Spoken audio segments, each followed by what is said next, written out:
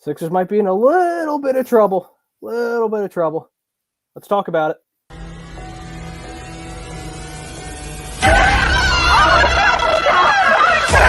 Let's go!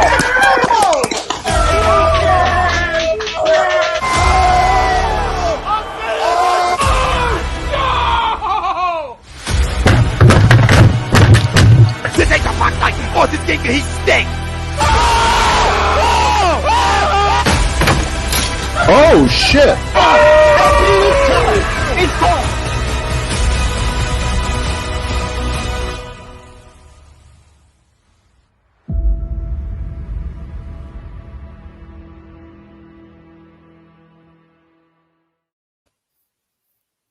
What is up, guys? Welcome to another edition of Fan Friday. As always, I'm your host, Jake Friel, alongside Dan Shriok.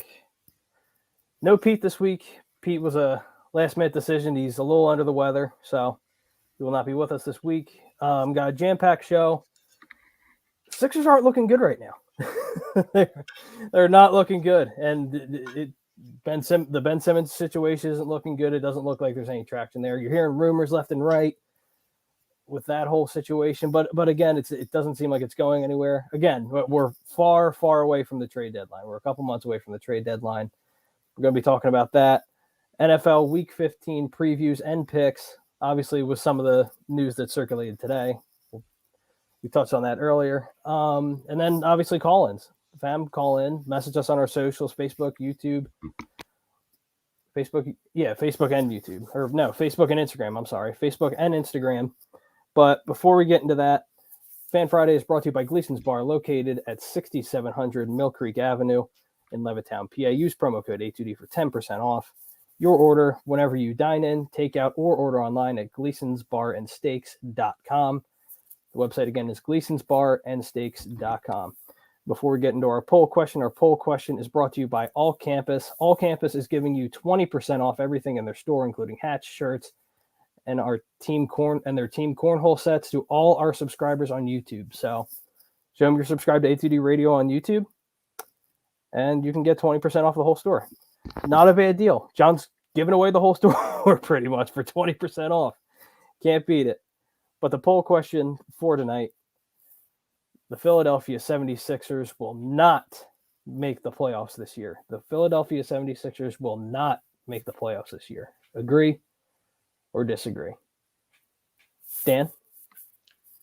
I'm going to disagree to that. I think barring obviously a catastrophic injury to Embiid, I mean, he's a top 10 player in the league right now. You could debate when he's healthy, he's a top 5 player in the league. So him alone at least gets you into the playoffs. Where they lie and how far they go. Obviously, I think we can get into that, with other stuff. But yeah, they'll make the playoffs, no question. Okay. I was thinking about it earlier. I'm not going to be a whole Debbie Downer and say, "Oh, it's over. We're going to miss the playoffs. They're not going to get rid of Ben Simmons. It's going to be a whole disaster. It's the early process all over again. They're losing a shitload of games." But no. I'm going to disagree. They're still good enough to make the playoffs, even as much as it looks like we need Ben Simmons right now in that whole situation. And we'll get more into that. But the 76ers aren't looking good right now, and that's the truth. Joel Embiid looks frustrated. Tobias Harris looks awful. Seth Curry isn't playing well. Danny Green's been shit all year, but it's just not a good look right now. The team's not doing well, and I think it's time for Doc Rivers to really get on his players. Even when you're talking about Joel Embiid, mind you, he's still putting up points, but like you can see, he's frustrated, he's annoyed, and understandably so, because they're losing games they should be winning, especially the Miami Heat game the other night. They should have won that game, and that's How many players did they have after that game, Dan? Do you remember? I don't know, but the fact that the names that they had especially out of the starting lineup. I mean, they essentially ran Kyle Lowry and the Heat's G League team out there, which was for them. And I think this is where it gets to the point where you gotta at what point do we start getting on Doc Rivers? Right.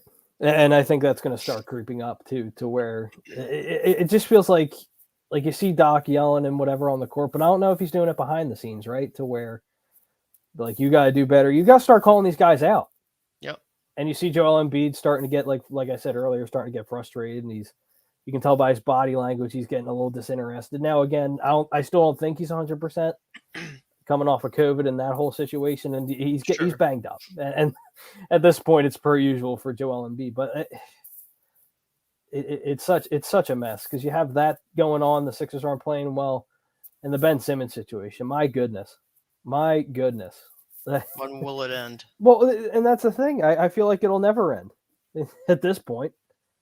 And that's just my personal opinion. But obviously it will end, right? But I don't know if Daryl Morey is going to get what Daryl Morey thinks Ben Simmons should be worth. Because I think it was, the other day with the Pelicans, I think the trade offer was, 2 firsts. Now, mind you, they're high first-round picks, but still. I saw 3 and then three swaps. Is that what? Okay. Yeah, which it still doesn't help them still, right now. No, it's still not great. I mean, it gives you ammo to flip it, which is cool. Mm-hmm. Right. My thing is, in the way I'm looking at this, I feel like the Pelicans do want them. Mm-hmm. If they didn't want them, they wouldn't be willing to offload, future assets like that. Because let's be real, like, they're one of the worst teams in the league. And I know they're missing Zion, but Zion doesn't change everything around for that team whatsoever. No. Like, they're more than a Zion away from competing in the West. Right. So I could 100% see this kind of materializing with the Pelicans and them because the report was that they haven't included Ingram in any offers right now. Okay. But if anybody knows anything about sports and the way negotiations go down, you don't negotiate. Like, if you're trying to acquire something, you're not going to throw everything in your hat at once. You know what I mean? So, I feel like that's a realistic possibility. Whether that's enough for Daryl to, bite it and reel it in, I don't know. It's at some point you gotta just, I don't want to say take your losses, right? Because I don't think it's going to be to that extent with Ben. Mm-hmm. But I mean, if it's Brandon Ingram and let's say, I don't know if the salaries match or not. I'm pretty sure they do because I think Ingram signed a max too. So did he sign the max already? Okay. Yeah, I'm pretty sure they're both. I think Ben's at like 30 something and Brandon's at like 29. I think Ben's at 34, if I'm correct. I believe it's 34. But regardless, I mean, if they, either team has to include something else. I don't think the Sixers should have to include anything else because as much as I like Brandon Ingram's fit on this team because he's a prolific scorer and he can fill it up on any given night. Mm-hmm. That's he can give you effort as far as defense, but he's not gonna lock one of your top guys down on another team. Right. Yeah, they're just in an awkward position right now, and it's tough because they're not winning games. They're not playing at a high level like they were earlier in the year, which is actually insane because obviously you had that stretch to where like you had Tobias out and you had guys out with COVID, right? But you have most of your guys back, and it's not whatever it is. They're not blending, or it's not working. And I don't know if that's a Doc issue, if that's a player issue. I don't think it's an organizational issue. I don't think it could be as far as saying like related to Ben Simmons to where it's like such a distraction in the locker room. I'd hope that's not the issue because in my opinion, if that's what the real root of the problem is, that Ben Simmons is still here, then you lost this basketball team. I don't care what anyone says. You lost this basketball team this year. That says of the character of the team too. What do you mean by that? The kind of guys that you have on the roster. If I feel like if you're at this point, I understand it's kind of like it's an everyday kind of thing. You got looking over your shoulder. Mm-hmm. But they can, like you said, we all watched them come out the gates, playing well. Yep. I was at the home opener when they played Brooklyn, and So was I. Yep. And what a lot of people don't know is we handled that game the entire game. It's the last 5 minutes of the game. We couldn't score. Yep. And what I've been looking at, honestly, these last 3 games, and this is where I kind of brought it up in the beginning here about Doc. When is he going to start to kind of take some blame in this city? And I know it's early in the season still, but this is 3 games in a row now that this team has come out 3 games in a row and just has looked horrible. Yep. Now the Memphis game, yeah, you probably don't win that. We lost by what, 34 points? Let me see. The Grizzly, 35 to be more specific, 91 to 126. So regardless, I mean that even if you come out, all right, you're not going to win that game. But they came out slow against Miami. It bit them in the ass because they played a good fourth quarter. If you don't play like shit in the first quarter, then you probably win that game. Yep. And then they came out all right in the first quarter against Brooklyn. I can't complain. But the second quarter and the half, they played like shit. They did not come, consistency, obviously, with Tobias. And I heard him saying, like you were saying about Joe, also, like, the COVID is still, bothering him, which, there's nobody here that can question something like that. Nobody knows how a guy feels or whatever. Right. But at the end of the day, we all know Tobias isn't getting it done, regardless of what he's getting paid. He's not getting done. You're supposed to be the second guy on this team as far as option wise. And it's not good enough. Yeah, that's another guy that I think will be dealt at the deadline. But for what, talking about Tobias Harris, but for what, I don't know. I don't know how you move on from that contract, and it's one of the worst contracts in the NBA, especially how it's looking right now. So I don't. It's bad. It's bad. It's really bad right now. It would probably have to be like a Horford deal. Honestly, you're basically giving up stuff to get rid of a guy. And I think that's going to be and I think that's going to be what it's going to be with Ben Simmons. I hope not. I hope Daryl can pull something out of his ass. But at this point, when you're being stubborn and kind of just waiting for the chips to fall as they may, I think he missed his opportunity in the summer. And I know we've talked about that ad nauseum, but I don't know where this team goes from here, to be 100% honest with you, because realistically, you only have, let's say, I think 3 to 4 more years of Joel playing at an elite caliber level. Like, obviously, he's still going to play well in his later years of his career, but he's not going to be the dominant big man that he is right now in, say, the next 3 to 4 years. And again, that depends on injury and that whole thing. Could he get another severe injury again? That's always possible if you look at the history of his career. So, and he's always seems to be banged up, and I think that's just, at this point, that's who he is.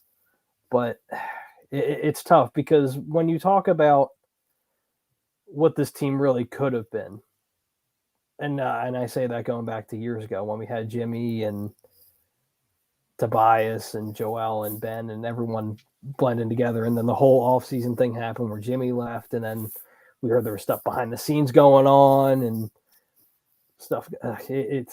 That's a mess, and I really don't know. They're in a really, really tough spot, and it worries me about the future of this franchise, to where I don't want to tell my kids down the road to where they're like, yeah, Joel Embiid was a great player, but we didn't have the pieces around him. We didn't have the pieces around him, and he wasn't able to bring us a championship. To no fault of him, but the organization just kept making missteps left and right, and I think we're seeing that right now. I look at it like this: can we ever? I'm going to sound like a Philly Debbie Downer or whatever, but it's true. Can we ever just have one fucking thing go our way? Mm-hmm. Ever? Like, this whole process was built around building a young nucleus and then going outward and, hoping to bring in, other pieces that would, work with these guys. Mm-hmm. How many young pieces have we dropped the ball on in this city? Right. Just on our basketball team. Like I don't even want to talk about the Flyers, the Phil. Like it is. I don't even know. Like we could have an entire show just talking about, young guys that got drafted high in this city that have not materialized to anything. Mm-hmm. And yeah, we're blessed with Joe. Like he's a once in a generational guy in terms of his talent. Yep. But he's also injury prone, like you said. So I mean, that can be gone at the drop of a hat. Yep. We've been unable to keep stars on the Sixers like Jimmy. Yep. And it's just like, I don't know when, as a basketball team, we finally just have all the pieces fall in place. Mm-hmm. I kind of differ with you in the sense that I don't feel like the Ben thing is it's gonna get to the point where it's like where we have to include stuff to get stuff. Mm-hmm.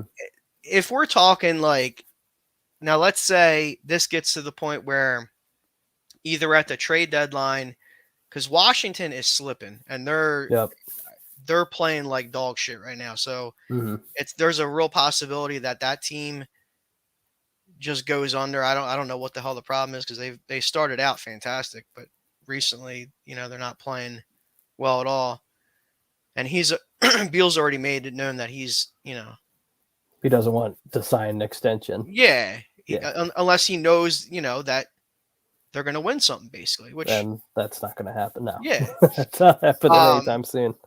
So if he's available either at the deadline, or if Daryl has a good idea that he's going to be made available in the offseason, because I think his player options for this year, so he becomes a restricted free agent. Okay. I mean, him, Dame, those kind of level players, and yeah, you're gonna have to include probably a Matisse or a Thibault. Right. Which, I mean, I think we're all more comfortable saying Thibault's the guy because he's a one-dimensional player and he's not a starter. Mm-hmm.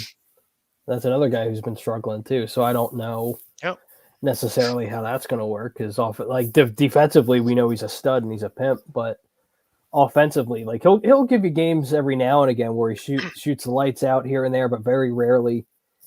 But just right now, it just offensively, he just hasn't had it this year. I don't know what that is.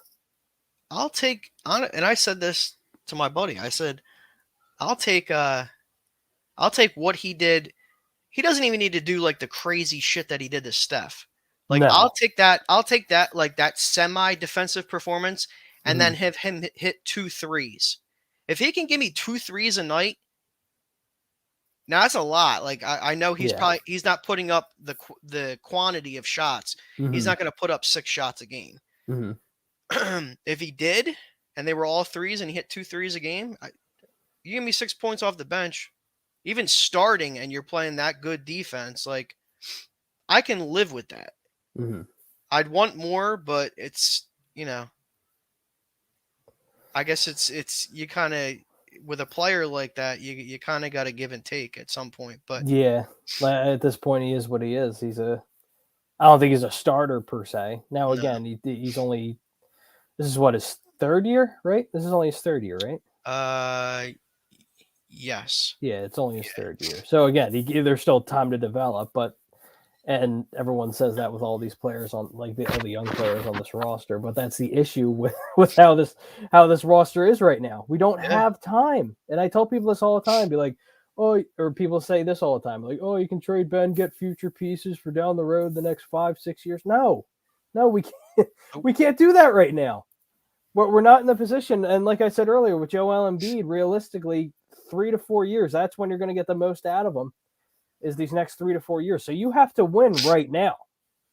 And right now it's not happening, and it's just such a clusterfuck because with the Ben Simmons situation, and we talk about this at nauseum, so I'm not going to get into it. Everyone already knows the whole Ben Simmons situation, but players aren't playing well. Doc Rivers is just looking like a mess, and obviously Daryl Morey isn't making moves. And again, like I said, we're not close to the trade deadline, so I'm not expecting like a blockbuster Woj bomb to come through my phone and be like, "Oh, Daryl Morey finally did something.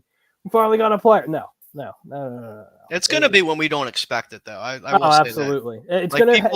It's gonna happen when we're down in the dumps, like we are right now on this team. Be like, "Oh, this team stinks. This 2 team o'clock isn't in the morning. It's gonna be like it's gonna be like when Kawhi signed with the LA Clippers at 2-3 in the morning. Yeah. Like, oh my God, we got him. We did it. Yeah. we finally made a move. It's like I said, it's gonna be when we're completely down on this team, when we're just completely checked out. Be like, Daryl Morey needs to be fired. This team stinks. Might happen tonight. Shit, we don't know. Yeah, right. I mean, I don't think. I think if anybody sees and anybody gets kind of upset that we get a package of, let's say it's comparable to what we were talking about with the Pelicans, and it's 3 picks and 3 pick swaps. All he's doing with that's just ammunition. Like I said, you can look at this guy's track record. He doesn't draft. He takes picks and he chucks them any way he can to get whatever superstar or player he can that's going to benefit his team. Yeah. If there's anything that we need to trust in, is he's gonna make the efforts out there. I see a lot of stuff like NFT Daryl, all he's worried about is making money. Of course he's worried about making money. If you're out here and you're working a job and you're not like thinking about, well, how can I make an extra buck? Right. There's something wrong with you. There's not anything wrong with him. Mm-hmm. Like that's the name of the game. Yeah, exactly. Yep. But he's working his ass off. I think everybody just, buckle up. This, like he said, it might take a while. It's not going to take 4 years. It's not going to take 4 years, like he said. No. If it takes 1 year, then it's going to be a fucking shit show. Yep. Especially if it goes in the off season, which I hope to God it doesn't. But I'm so sick and tired of talking about Ben Simmons. It's not even funny. Just get him out of here. Agreed. I'm at the point now where I don't care what we get for him. Now I'm not being serious. I'm being facetious. I'm not going to take literally a what do you call it? A small Wendy's from a small Frosty from Wendy's. I'm not going to take a small Frosty from Wendy's to get rid of Ben Simmons, even though a Frosty does sound good right now. But nonetheless, let's get into these comments. Evan Taylor from the Flight Zone. You can check them out on Mondays. My dudes. What's up, Ev? Troy says, what's up? What's up, Troy? What's up? Umberto. What's up, Umberto? Let's see. What's up? Troy also says, disagree, but something has to change and Doc needs to get his head out of his ass. Yeah, no, absolutely. Absolutely. Yep. And I've said it for a while, and it might not be the popular opinion, but I've always thought Doc was overhyped as far as a head coach goes. Now, again, I'm not going to take away what he did in Boston, because he did amazing stuff in Boston, but also he had Hall of Fame caliber players. But I'll say the same thing with LA, but they always came up short. And we know how Daryl is in the playoffs. And the track record's there. He comes up short, especially in game 7s. We know that very well. Absolutely. Unfortunately. Stephen White says, Seth Curry and Joel have been good. This is all on Tobias. I wouldn't say it's all on Tobias. He hasn't played well, and I won't take that away from you. But Seth hasn't played well. Joel's played well. Like if you look at the stat sheet, he's played well, but you can tell like he's not there yet to what he fully can be. He's not 100% yet. So we'll see. I hope it gets better, but we'll see. Umberto also says, I think the Sixers getting in is low seed unless they get assets for Ben, then possibly top 4 seed. That's how good Embiid is. Yeah, if you put the right pieces around Embiid, sure. But it's all a matter of what we get for Ben and the acquisitions that we do get, whether it be mean, draft picks or I'll take Shea Gilgeous-Alexander. I'll gladly take Shea. I'll take Shea in a second. He's young. He's talented. Yeah, I'll take that. That's who I really want right now. If you want, I mean, that comment that's a good point. Like the possible, if they get something, the possibility of a top 4. mm-hmm. The thing to look at that is whenever this trade gets done, if it gets done this year, like let's say it's near the deadline, where are the Sixers at in terms of, standings? How many games back are they? Because you're looking at an uphill battle, and you're just, the games are, you're losing them by the day. So, you might get an all-star caliber player, but it might be too late. Yeah, and that's the other thing too, to where I said the clock's ticking. You have to make a move soon. Because this team's just trending downward, and there's no way that I see that this team trends up anytime soon. They might make a splash, or they might get a hot streak here and there. When Maybe you don't do the Ben trade though. Maybe you, and I'm not even saying Tobias. Maybe you pull off another trade just to get some fresh. Such as, give me an idea. I don't know. I mean, I know we don't look at our guys as far as value. Like bench guys as value in the league. Mm-hmm. And the Sixers have picks and stuff like that. I know you got to match money. Mm-hmm. So it could be something weird like picks and, a couple bench players like Korkmaz is making decent money now because he signed that. I think it's like $6 or $7 million a year. Yeah, I think it's only 2 years, right? It's only like a 2-year deal. I think. Yeah. So it's 2.5, $3 million a year. So. I don't know. I mean, I agree with you 100% though. They need to do something. And it needs to be quick. Yeah, but I don't think he's not going to rush into something, nor should he. That's not a good value for, Ben. Yeah. I don't know. I don't know. We'll see. Bailey says, I disagree. I think the Sixers will make the playoffs. Yeah, we all agree with that. Vesser says, evening, fellas. What's up? Rick says, FYI, I did shave my head. I shaved his head. Oh, did you? Yes, I did. Yep. Oh, you should have sent me a screenshot. Yeah. Oh, well. I got pictures. Okay. Brian Wilson. What's up, Brian? What's up, guys? What's up, Wills? Dave Cook Jr. says, do you think Sam Hinkie was, if Sam Hinkie was still here, would we be having a different conversation? So let me read this again for the people at home. Do you think if Sam Hinkie was still here, would we be having a different conversation right now? It's tough, right? Because you're talking about the what ifs and that whole thing, and doing the whole thing of accumulating picks for the following years. I don't know. I'm not going to say yes or no to either way because I don't know. It's that whole what if conversation, right? It's such a. I feel that's another dry subject too because if Sam Hinkie was here, Sam's gone. Sam's been gone for years, and again, I know how Joel feels about him. He loves him to death. He's the one who drafted him, so there's always going to be that connection there. But do we know? I don't know. Do we know as a fan? Do we understand as a fan base what would go on if we still had him as GM?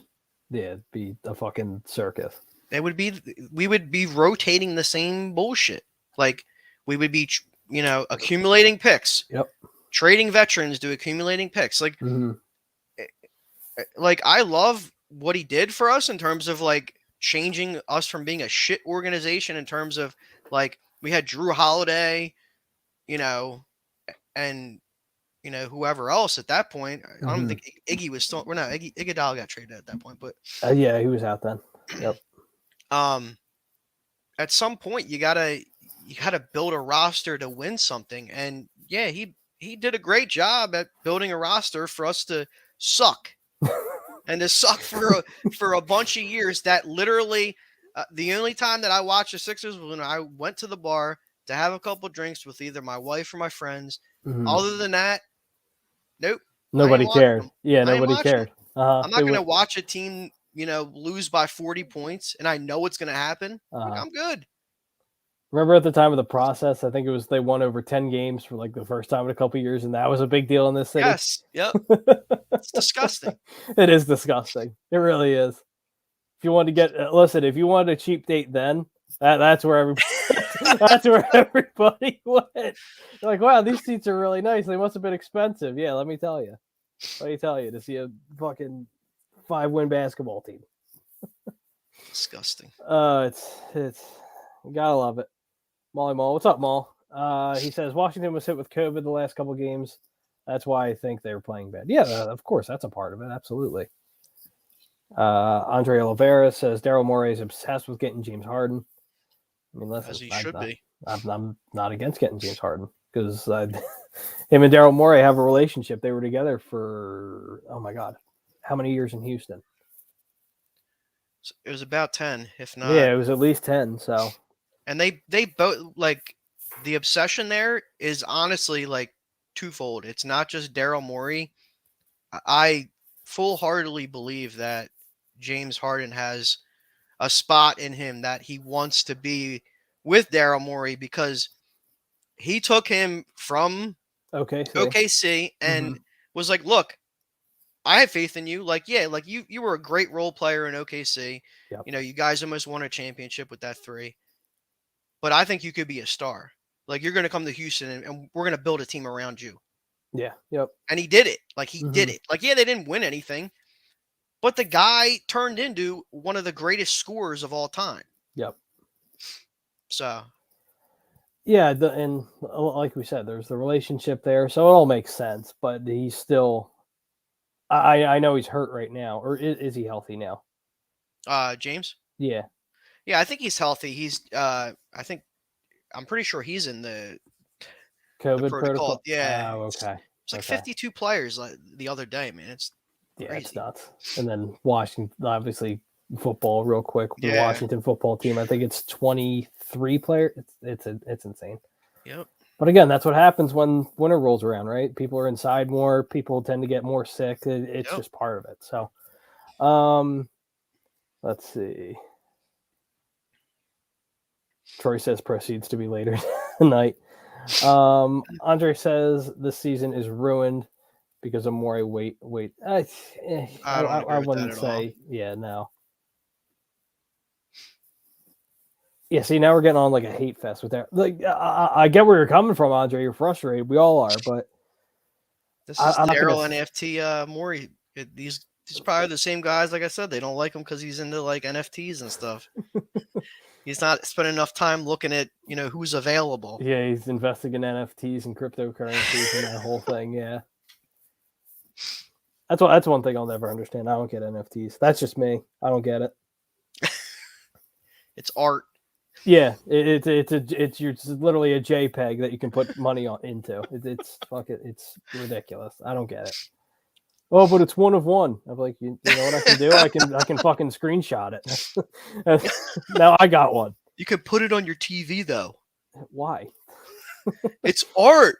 Yeah, that's again. It's stupid. It's so dumb. I don't get it. Don Dodd says, "What's up, fellas? What's up, Don? I feel like I haven't seen you in a while. Where you been? Happy holidays to everybody, first and foremost. Absolutely, happy holidays. ASMR, me of everything. I fucking love ASMR's name. It's great. That's fantastic. What's up, ASMR? Stephen White also says $180 million. What are you talking about? It's all on Tobias. Tobias Seth is having a career year. What are you talking? I wouldn't say earlier he was. Seth was earlier this year he was, but now it's just kind of. I think what he's saying is like, if you look at his stats, like he's putting up, I think close to 17 points per game, which is it's career points per game numbers for him. Right. But I'm with you. Like he has been inconsistent. Like he's had games where he's went off for like 27. Like I think he scored 27 against Brooklyn. He's had nights where he's dropped a lot of points. Like, don't get me wrong. But if he's your secondary scoring option on your team, right, you're not going anywhere. I mean, no. He proved that in Portland when he was in Portland because he was a role player in Portland. Yep. And he was a role player in Dallas. Mm. Now he's a great player. Like he's a great role player. I like him. But I mean, that's the extent of it. Like he can't be your second option on a good team. No. Yeah, if you have like a top tier team, no, he can't. And he has a skill set, and that's what it is.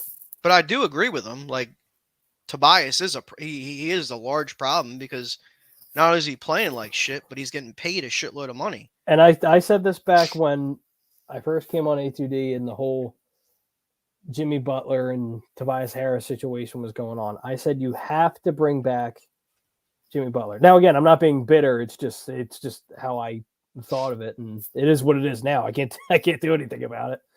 But the fact that we signed Tobias Harris for that much money I'll never understand it. To this day, I'll never understand it.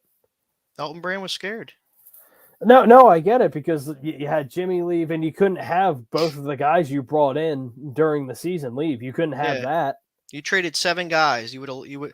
Yep. Now, granted, I think Landry Shamit's the only one that's actually turned into like a decent player, and even him, he's a glorified 6th man. Yeah, but I feel like at this point he's I feel like he's on his 4th or 5th team now, and it's only his 4th year, I think, right? Yeah. He's on Phoenix, but I tell you what, if you look at him, every place he goes, he puts buckets up on the bench. Oh yeah, yep. Like I honestly feel like if he could stick with one team, like I'm not going to say he's going to turn into Lou Williams, but he would be like a Jordan Clarkson, like a 6-man type that could put buckets up every night, right? Like 15 to 16 every night. No, just give him like 20 minutes. I was high on him when we drafted him. I liked him a lot, and obviously he didn't stick around, and he hasn't stuck around with a couple teams. But if you give if he just needs time to develop with a team for a couple years and get that chemistry going, because we haven't really seen him consistently do it. But I agree, because he has a skill set and it's valuable in this league, so he'll be around for a while, and he'll just be, I think, one of those guys that jumps around from team to team. He might find a home sooner or later, but yeah, I've always liked Landry. I've always been a fan.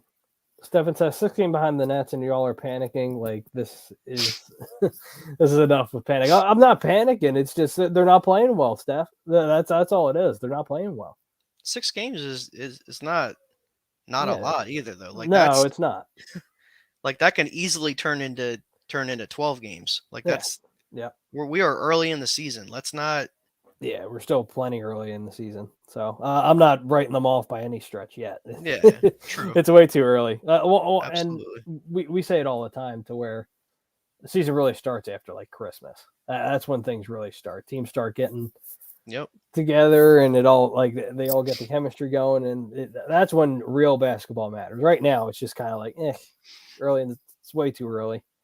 But let's see what I want to do real quick, and we'll get to the rest of these comments. So their next 3 games, the Philadelphia 76ers. Sunday, they have the Pelicans. Monday, they have the Celtics. And that Thursday, on December 23rd, they're going against Atlanta. So where are those games at? I know the Pelicans is home, right? I'm sorry. The Pelicans game is at home. The 76ers are in Boston, and then the Atlanta Hawks are here. They go 2-1. Yeah, that's what I think too. They lose to the Celtics. Yeah, see, I have them losing to the Hawks. That's what I have them losing. But I mean, they very well could lose to the Celtics too. Yeah, you could flip flop either one of those. Yeah, exactly. You can flip flop either one, but if you go 1-2 during that stretch, then if they come out on Sunday and shit the bed and have another, like I said, lackluster performance in the first half, the Pelicans. I'm telling you, something is going to happen. Oh my God! Could you imagine? Could you imagine they lose that game to the Pelicans? On what is that, Sunday? Yeah, on Sunday. I'm pretty sure they're last in the West. If the Pelicans, I believe it. They are last in the West? I'm pretty sure. Yeah. Okay. Yeah, I was gonna say, look that up real quick. I believe you, but I just want to make sure we're right. But yeah, if they lose that game on Sunday, my goodness, something has to change. Something absolutely has to change for sure. No, so I guess the Thunder are now. So the Pelicans are 9-21. I mean, regardless, they're a dumpster fire. What a mess over there too, right? I mean, Ingram's fine, but Ingram's always seems to be hurt. But when he's healthy, he's a great player, and that's another guy I had a high grade on when he was coming out in the draft. If we didn't get Ben Simmons, that's who I wanted. But yeah, dude, this whole Zion situation's a mess. He's pushing like 330 now. I really think he's trying to push his way out. Oh, absolutely. Especially with the recent thing with his foot. I'm not denying that he got a foot infection. That's just part of it. But it's just like all these things start to build over time, right? Like certain things happen, and it's just, he wants out. He just hired like a dietitian or something like that. He got a new trainer too. Dude, that's what messed me up. I'm like, wait a second. You're a professional athlete and you're like through college, because in college, like they typically give you a dietitian. Yeah, they give you a trainer. And, yep. Mm-hmm. And you're just getting a dietitian now? Yeah, yep. Like, I don't get it. I mean, if you could like talk to anybody in the NBA, honestly, I would tell him to talk to Joe, because I mean we know, looking at him, like watching him pregame eating Chick-fil-A, eating cheeseburgers, getting stretched out, eating cheeseburgers. Yeah, I love that video so much. And look at his body from like 2 or 3 years ago to where it is now. Yeah, he's shredded now. Yeah. And again, good for him. But but when you're a professional athlete, you should have all that squared away. I mean, LeBron James, I think he spends over $1 million on his body every year. I mean, and it shows. I mean, look how old the guy is, and I'm not far from the biggest LeBron fan, but like the dude's 34, 35 years old, and he is competing on every night basis at a high level. Yeah, yeah. Like, but you're also talking about a generational type talent. Oh, absolutely. Where his talent just transcends everyone else. But again, he's in the latter part of his career, and he's not what he was, but he's still a dominant player. He is, absolutely. He's still a very, very dominant player. Let's see here. Jesse says, "What's up?" Jesse says, Sixers regression was bound to happen with that offseason. Yeah, you're right. That's absolutely part of it with obviously the Ben Simmons stuff and that whole thing. But again, we've talked about that ad nauseum, so I'm not really trying to dive into that. But Todd, what's up, Todd? Todd says, I'm just riding the Philly roller coaster. It never. Yeah. Welcome to Philadelphia, Todd. Welcome to Philadelphia. You know how it is. It's always something in the city, whether it be the Eagles, Phillies, Flyers. It's always something.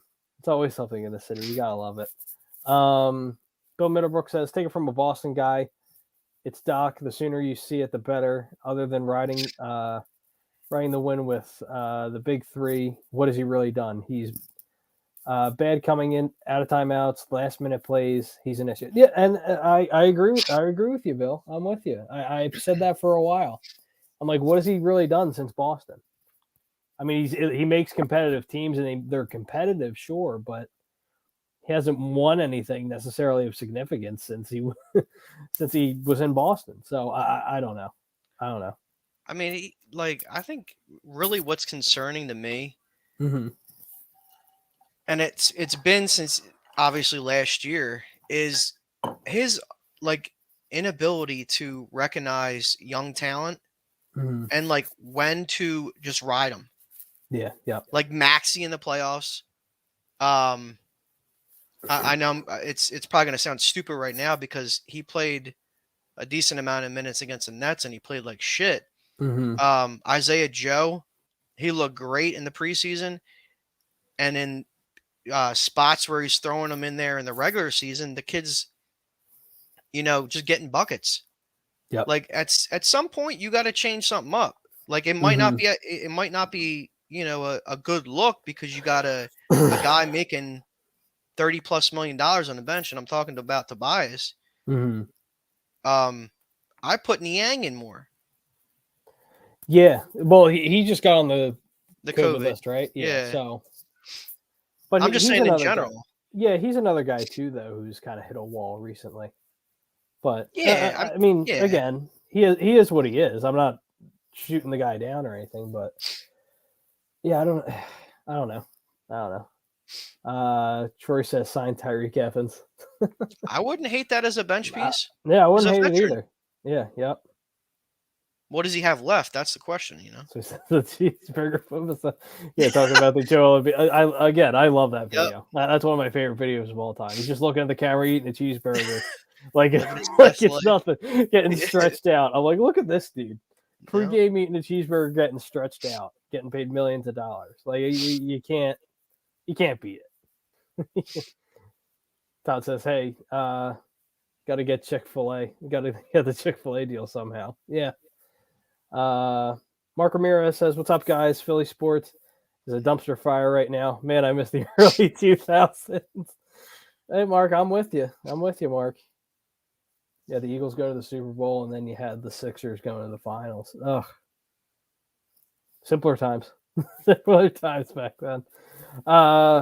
Benny's Nation says, "I feel like it's the Philly curse when it comes to developing your talent. None of the four teams have had good recent track record." Yeah, no, absolutely. And again, it's not just the specific team in the city. It's a lot of the teams in the city.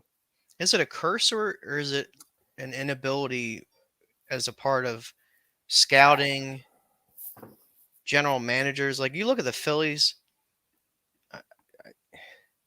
how we're like going on decades of not being able to develop a single fucking player. This is like, there's no way. Yeah. Like, yep. You should be able to like fuck up and accidentally hit on a guy that's like an all-star. Yep. And I mean, I guess you could say Reese, but like, I don't know. Even with Reese though, like he'll get you 20+ home runs every year, but I don't know. Like I've such like a love-hate. I shouldn't say hate, but I just have like such a like I like him sometimes, and then other times I'm like, hey, he's okay. He's not great, but I don't know. We got like tainted because of how he came out. He came out red hot. Yeah. Yeah. Mm-hmm. We expected that from him, which maybe that's not fair. You know what I mean?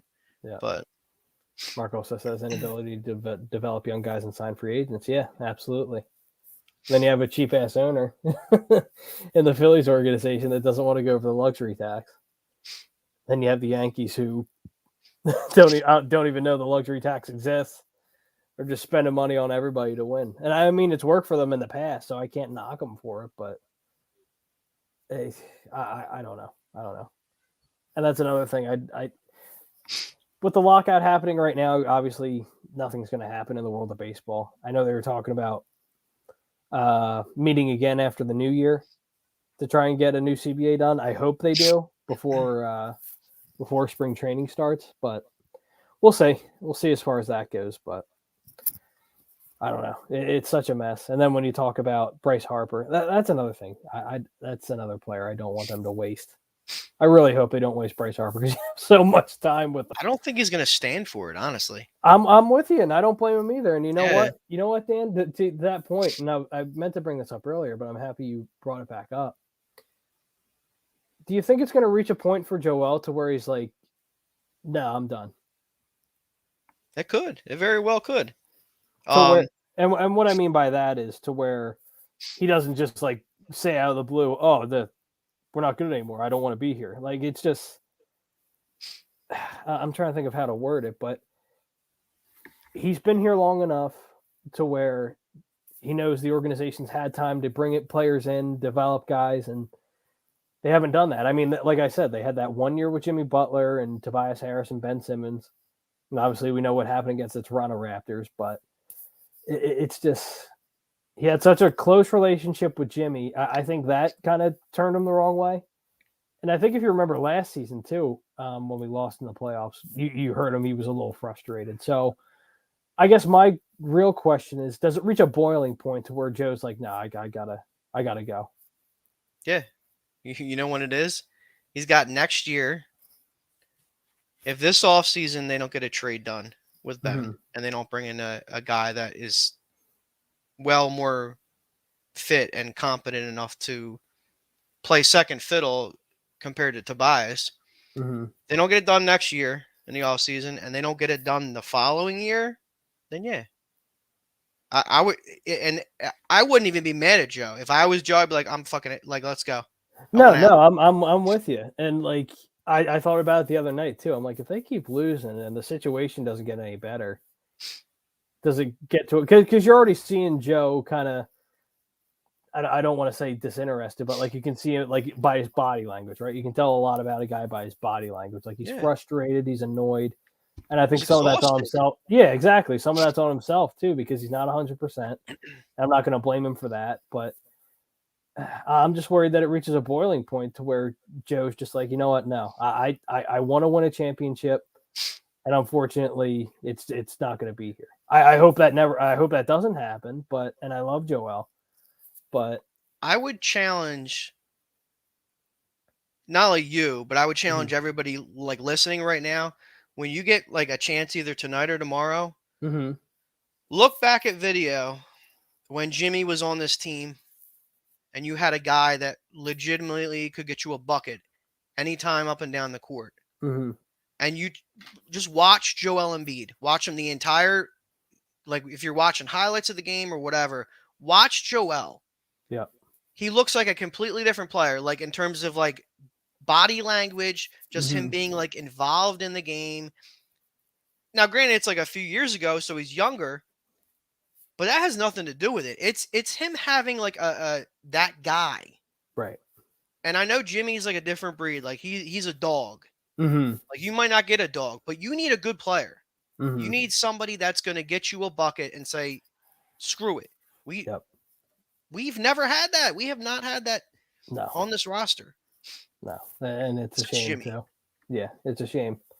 And they were close. They were really close because they had that same dog mentality. They were all extremely competitive. And I don't know. Do you think you could get to a point, and this will be my last point, do you think you could get to a point where Joel calls out ownership and the GM being like, well, we have to get something going. We have to get something going. I need help. We need players here.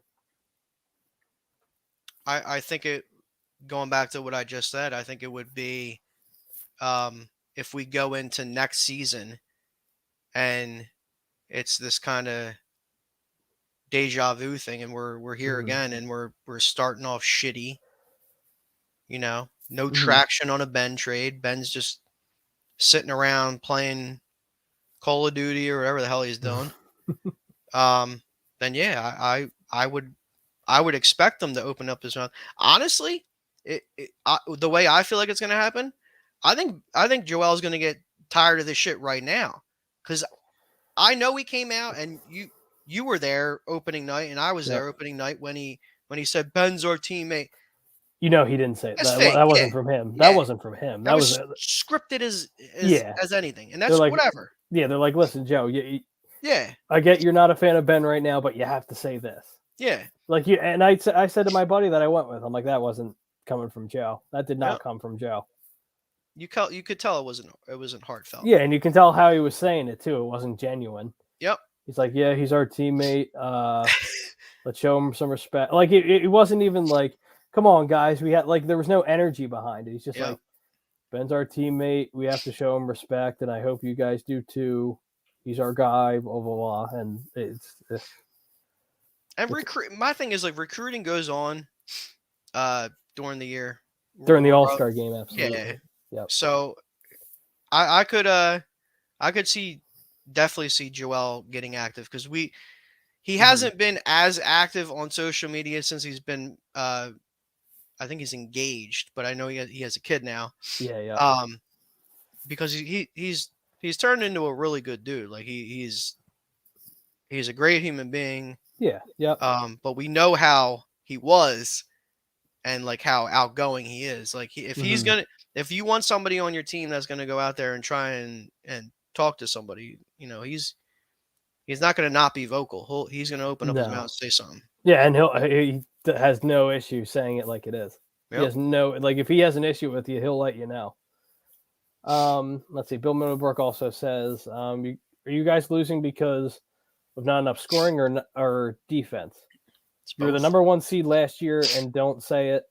Don't say it was Ben in those 3 losses. It was Doc. Last week with a last-minute shot look at the play. Oh, Doc had that. Oh, I know what he's talking about when he challenged the ref. I know what he's talking about. Wait. Talking about the other night. I think that's what Bill's talking about. Oh, okay. He was saying 3 losses. I thought he was talking about the Atlanta series last year. Yeah, no, I had to look. All I had to right, look back at it again. I was the same way. I got confused. I mean, but yeah, that's another thing too. We were number 1 seed last year. Yeah. And look where we're at. But to be honest, Bill, to your question, to where it's either scoring or defense, it's both. It's both. We can go on streaks to where we're hot offensively, and then we just get cold. We get cold out of nowhere. And then defensively, we know our perimeter defense is, I think, one of the worst in the league compared to last year, and that had a lot to do with Ben. And obviously Ben's not here right now, so it's a mess. And again, I hope it gets better, but as of right now, as things are currently constructed, I don't see it.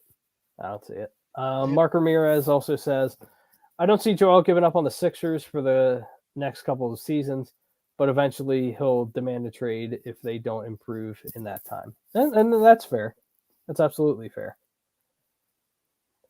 And yeah, Mark also says he seems like a loyal guy, and he absolutely is. He does. He's a loyal guy, 100%. And he said before, he loves the city. He wants to win a championship in Philadelphia.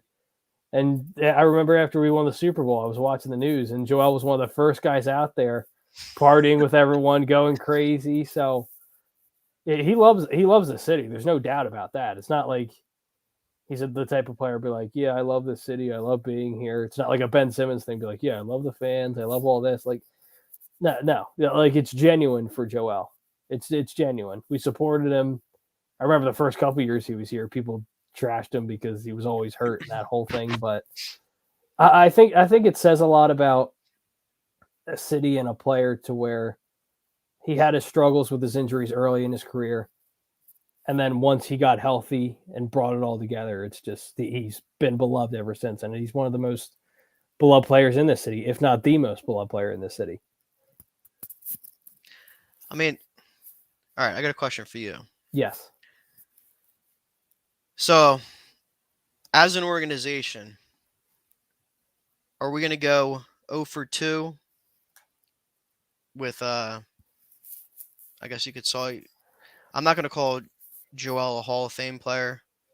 I would say if he keeps going on the trajectory that he's going now and he stays healthy, then he will be a Hall of Famer at some point.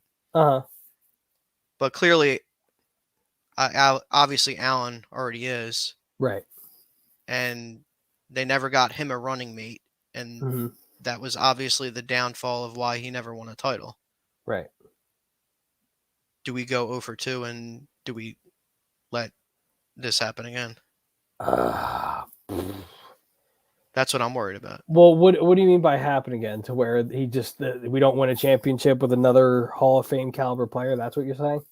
Yeah, well, yeah, and we don't get the right guy to come in here to, because that never happened with Allen. We got Dikembe in here in 2000, and it was, old Dikembe. And he was an all-star that year, but he was old. Like, and if you look back at that roster too, that roster wasn't that great when Allen carried us to the final. He literally carried us to the finals. Well, we traded Theo, and Theo was on an all-star caliber season because he was leading the league in blocks, and then he got injured, and then we traded him for Dikembe. So like, it's really eerie because it reminds me a lot of what Allen went through. Like, we've had good teams here. I get it. Wow. I'm not stuttering because I don't have an answer, but it's just like I'm thinking about the whole thing that you said. I mean, yeah, it's heading that way. Sure, it's absolutely heading that way with how this team's currently constructed right now and what could have been, obviously, when we were talking about earlier. But I don't want it to happen. But could I see it happen? Yes, absolutely could. I could absolutely see that Scares happening the shit out of me. to where Joel has a Hall of Fame caliber career. I think if he continues to play it at a high level for, say, another 5 years or so, it sucks. But no, and it's, I'm not going to say it's the reality of it because obviously Joel still has a lot of his career left as long as he stays relatively healthy. But I mean, yeah, sure, it's possible. It's absolutely possible. But that's what that's where we're at right It now. scares the shit out of me, dude. Like I'm with you. It does. Like you can look at it that way. You can look at it the way with Bryce Harper.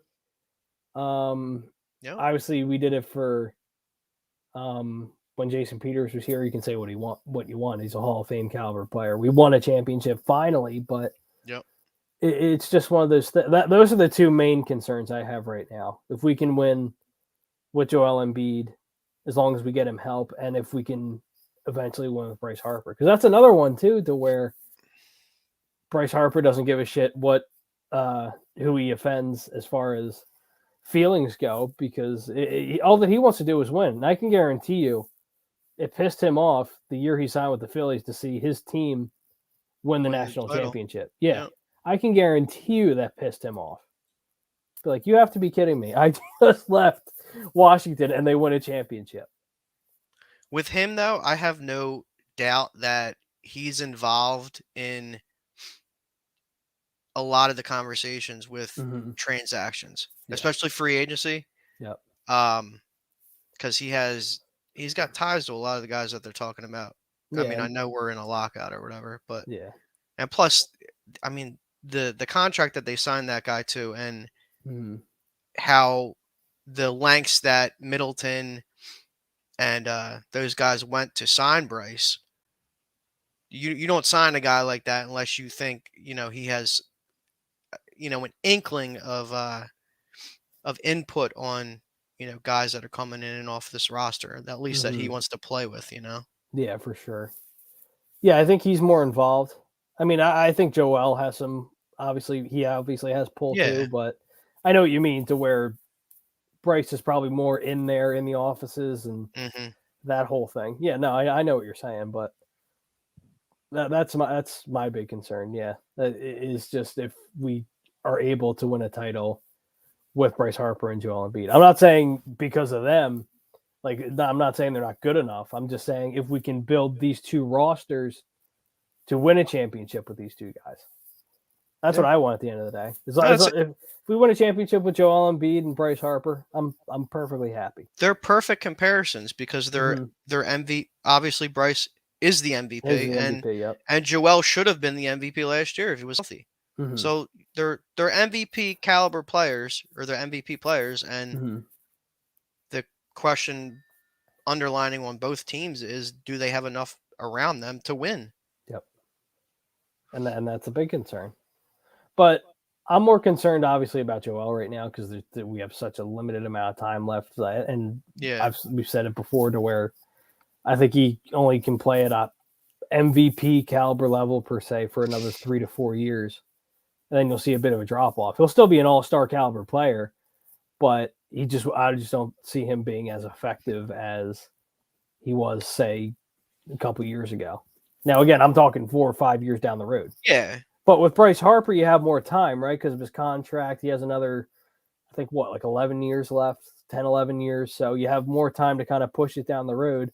I mean, obviously, we all want to win right now, but the Phillies aren't in any position to do so. You have to worry about the Phillies making the playoffs before we start talking about competing for a championship. Definitely. But let's see. There's a couple other comments here that I wanted to get to. Benny says you could say 0-3 dating back to Chuck. Yeah. Go back to Charles That's a Barkley. good Yeah, point. that's absolutely true. Yep, that's Good absolutely true. That's another one I forgot about. Yeah. He came into the league with the old guys because Mhm. when he drafted he had Julius for I think a year or two, and he had Moses for a year or two because Yep. Moses is like a big influence in his life. But yeah, Mhm. he's 100% right. Yeah. Let's see. Bill also says Embiid is only a few more injuries from teams not wanting him either. So you have a very small window to win now with Embiid. You need a sniper, a guy that can knock down the game-winning shot. Yeah, no, absolutely. Yeah, you need that guy who you can pass the ball to at the end of a game to win a game for you. We had a guy here for 1 year in Jimmy Butler, but I'm not going to go down that rabbit hole again. But it's just we know what we have with Jimmy, and we don't have that guy right now. We just don't have it. I mean, I'll disagree to his first point though in terms of A few more injuries. Yeah, I mean, It depends on the injuries you're talking. Like if you're exactly. talking significant injuries, okay, I can level with you. Yeah. But if you're talking like sprains and stuff, no. He plays a position and he does a skill set that there's maybe two other guys in the league can do. Mm-hmm. So yeah, barring it's like a catastrophic, like career-ending injury, Yep. every team's going to be interested in him. Yeah, Like, absolutely. As long as you say he's healthy, then yeah, absolutely. Don also says, who's everybody's NBA Finals team this year? Oof. I think it's a little early for that. Yeah, I don't know yet. I mean, if they get healthy, I would say the Bucks in the East. Yeah. And the Suns are definitely up there for sure. Yeah, I was gonna say it's hard not to go a repeat with the way both teams are playing, but no, you know what? I take that back. I think Golden State wins it all if Clay comes back and he's supposed to come back in January. Is that what they're saying now? Okay, that's the rumor anyway. Yeah. He's rumored to be coming back in January. So if he's 3/4 of what he was, it's a boat race. Like nobody in the West is going to come close. I mean, the Suns might be a couple games back, and they might make it a series. But I mean, like, how do you compete with you? Like, we see the way they're playing now. Like, yeah, we got the best of them when they came here, but like that team can shoot. Yeah, and it's not just Seth. I mean, Andrew Wiggins. Like, we saw what he did against us. He still got it. Like, it's crazy. He still got it. It's crazy. But again, when you have a guy that literally changed the face of the NBA in Steph Curry, and now who is the greatest 3-point shooter in NBA history, and Clay's up there too now. Clay's up there too. Again, he's not Steph level, but he's still one of the best shooters we've ever seen. So, like you said, if Clay's a fraction of what he was before that knee injury, then yeah, it's tough not to disagree. And the thing is too that I think they're back now. The Golden State Warriors. I think they're back now. I think they're back now. I thought they were going to be bad for a while, but no, they're back. And if you get wow. Yeah, I don't know. Dude, we'll have to see. They had like, I think it was 2 or 3 high draft picks this year that are like studs, and they're not even playing them. No, they're not seeing the court. The Wiseman, he's not even healthy. Like, they've got firepower like all over the place. Yeah. So it's going to be a problem. Like, and me saying like 3/4 of Clay, he's a catch and shoot shooter. Like, he's not really, for the most part, he's not like Steph creating his own shot. He's normally just off the ball. Yeah, you just give it to him and he shoots it. Yeah. So he doesn't need to do much. Like, the thing that he does do that he's underrated with is his defense. He plays great defense. Yep. So, like, that's the portion of his game that we're going to have to watch and see, like, is it still there? Like, does he still have the move laterally? So, but they'll be all right. Like they're going to fill it up every night. You can't question that. No, especially now, being like, oh, I got to see the greatest 3-point shooter of all time. Yeah, absolutely. Yeah, that sells tickets in and of itself. And if Steph can continue to play at this level, and even when it gets to the point to where like he's not what he's used to be, as long as his shooting's still there, he could play for another 6 or 7 years, I think, at a high level. Yeah, I can see that. As long as he stays healthy. But Todd, check your Facebook, Todd. Sent you a link if you want to hop on. And for anyone else who wants to hop on, just message us on our socials, A2D Radio on either Facebook or Instagram. So you want to hop on, talk with us. I'll send you the link and then we can get to going. But let's see here. So let's get into a little week 15 predictions here. Little week 15 predictions here before we buckle on in and get out of here and start enjoying the holidays. Before we get into that, before we get into our picks for week 15, many of us and our families are dealing with mental health and addiction issues. We are happy to support the Counseling Center in Sunrise Detox. If you need help, please call 856-651-8117. The phone number again is 856-651-8117.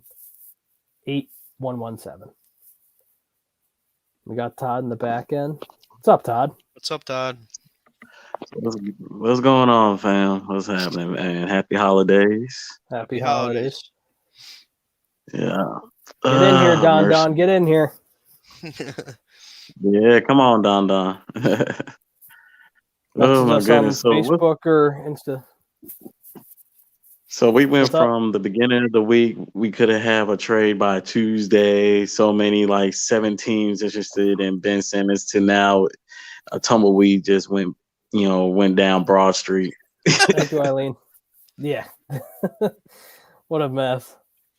It's like what can you even get for him? Like all I keep hearing is Kyrie. And I'm like, that's the stupidest fucking trade ever. Yeah, so I don't think that would happen now either, because he's supposed to be going back, right? Well, not only that, I saw that news today, but if you looked, starting, I think it's January 3rd, Philadelphia, you need to have your vaccination card. You have to have your vaccination card. So that means he would not. It's essentially the same thing as it is in New York. You would not be allowed in the building if you weren't vaccinated. So really, okay. Yep.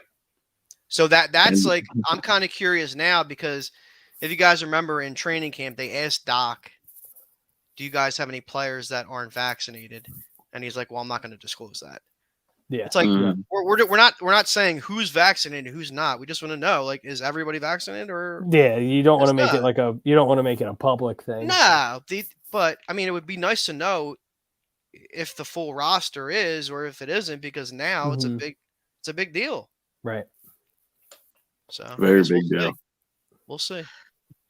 So I'm like, where are we going to go from here now, guys? I mean, what's the even trade? Like, because you're talking about halfway in the season, like any team that's going to get Ben Simmons is going to be more of a plus for them, because for us, I mean, depending on who we get, we got to get them acclimated, because I'm just looking at, we went from maybe able to trade Ben Simmons for Devin Booker kind of talks when we was talking Ben Simmons. I mean, Ben Simmons for James Harden now is like Kyrie Irving is his stock is dropping so fast, and I'm seeing Joel. I mean, it's definitely like just a reminder of Charles Barkley and Allen Iverson. They go so hard for this city. They, put in the, minutes, and then like you just start to see their body start to break down, and it's like, can we get these guys some help? So I'm just, I don't even know any more intriguing names out there anymore. So real quick, not to cut you off, Jake, I know you're about to say something. I meant to bring this up earlier. So this tweet came out like 9 hours ago. I saw this earlier today. I meant to bring it up while we were talking Sixers still. This was via Brian Windhorst and the Hoop Collective, Bleacher Report. There's a lot of smoke regarding a De'Aaron Fox possibility being available in trade talks now. Now, I initially had a lot of interest in him. I've thought about it more and more. I've watched him play a lot. I know his game. The only way I'm doing this, and I don't want to do what I'm about to say, is if I'm trading Tyrese Maxey.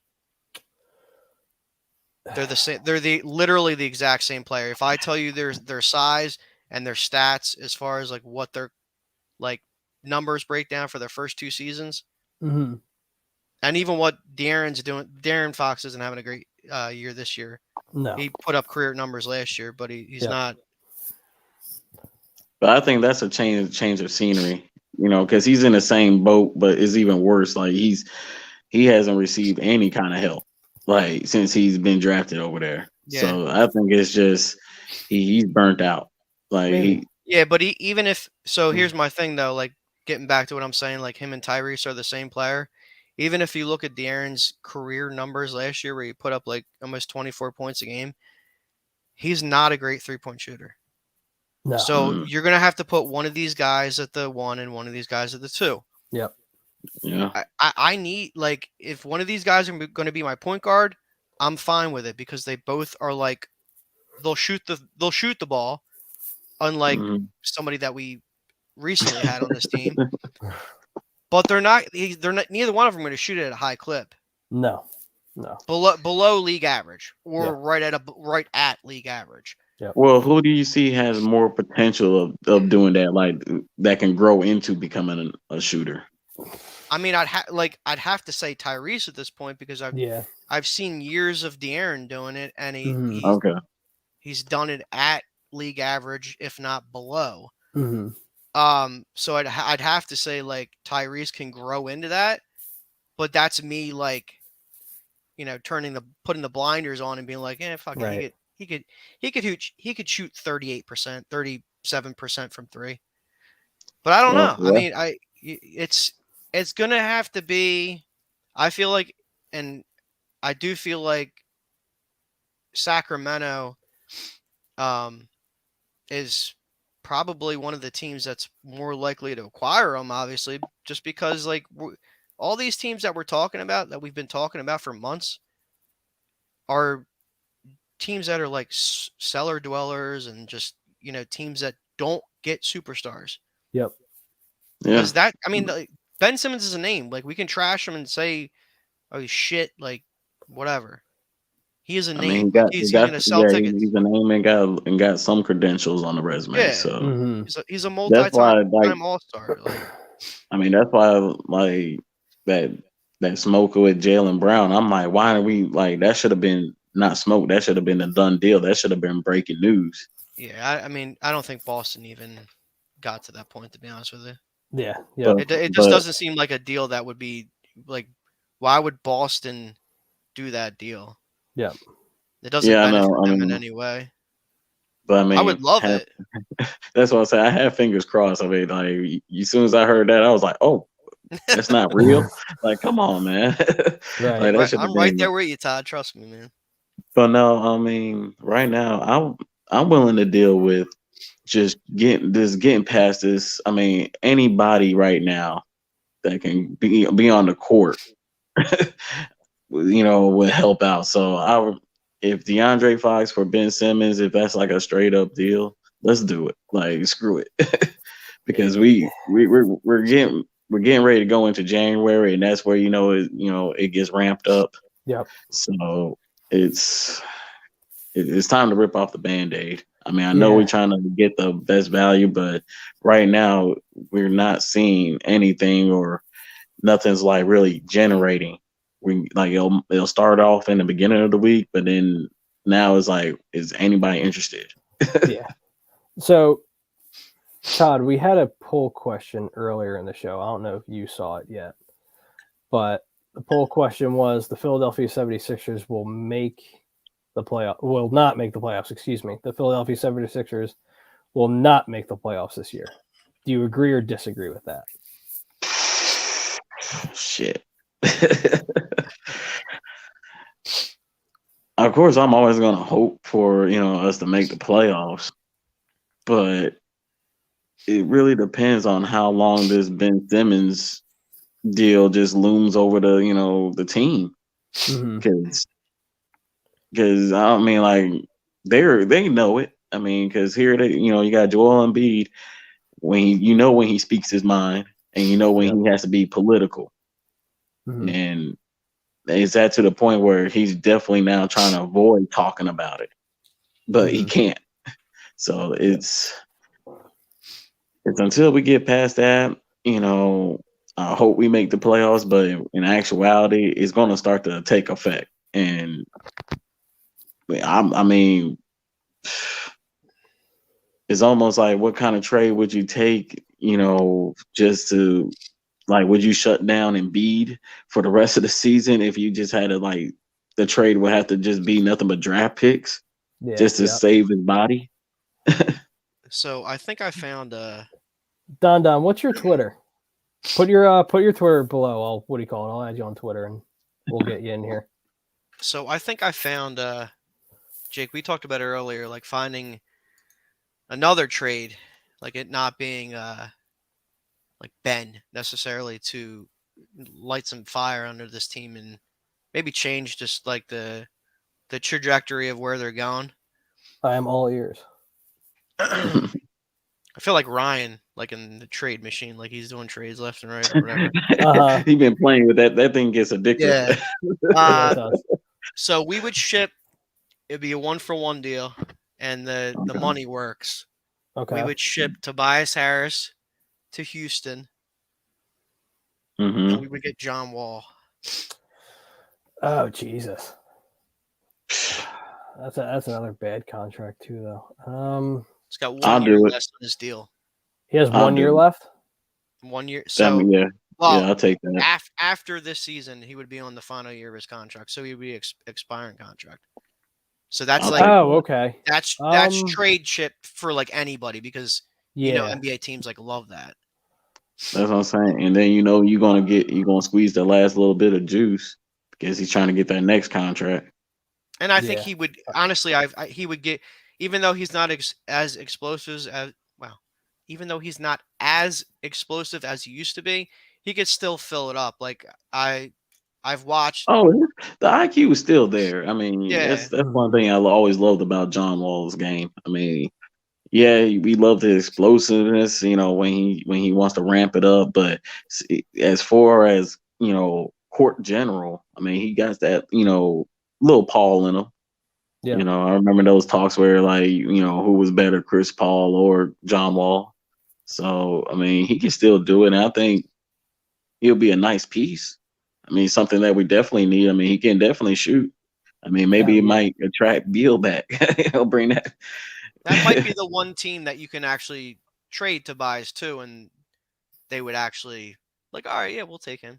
Yeah, I mean, I'll do that, and I mean, especially if it can open up that that Beal hotline. I mean, that's just like to dangle it out there for Beal. Maybe he wants to team up with old Wall again.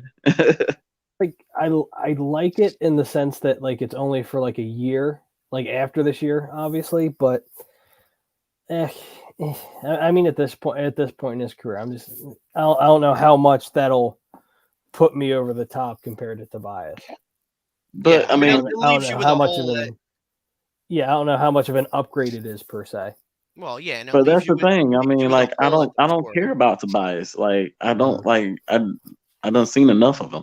I'm with you. Yeah, but I say that, Todd, and like as I'm saying it, I'm looking at it, and it leaves you at a shitty position at the 4 now, because where I mean, Tobias has his deficiencies and stuff like that. He plays decent defense. Like I don't. It's the contract for me. That's what it is. Oh yeah, It's, I feel you. But like if you go to the basketball roots of it, yeah, he's a piece that we can't remove per se because he does, tremendous defense. I mean, like you can at least do that. But this is like when you hate to see when you got like a big three, and you're like, okay, we don't have two right now. Okay, where's the third guy? I guess I look back on it when we saw with OKC when they had Russell, KD, then you had James Harden. I mean that was like the most lethal big three, and it's like when two went down, one's gonna pick up, and it's just every time when it's Tobias Harris's time to shine, it's just like, where you at, man?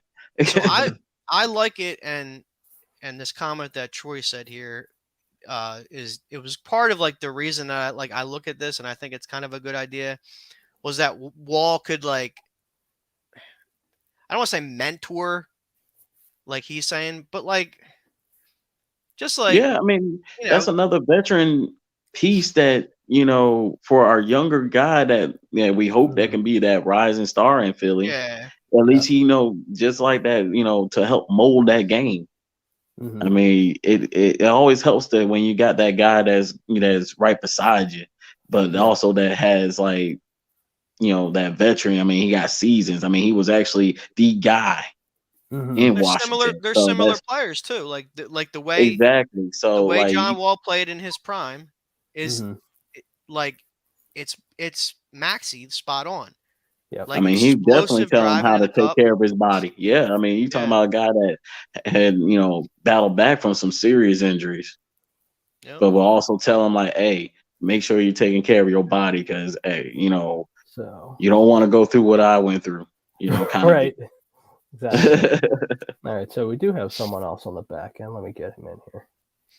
What's up, Don? Is that Don? What's up, Don? What's up? Happy holidays, everybody. Happy holidays, Don. How you feeling, Don? What do you got?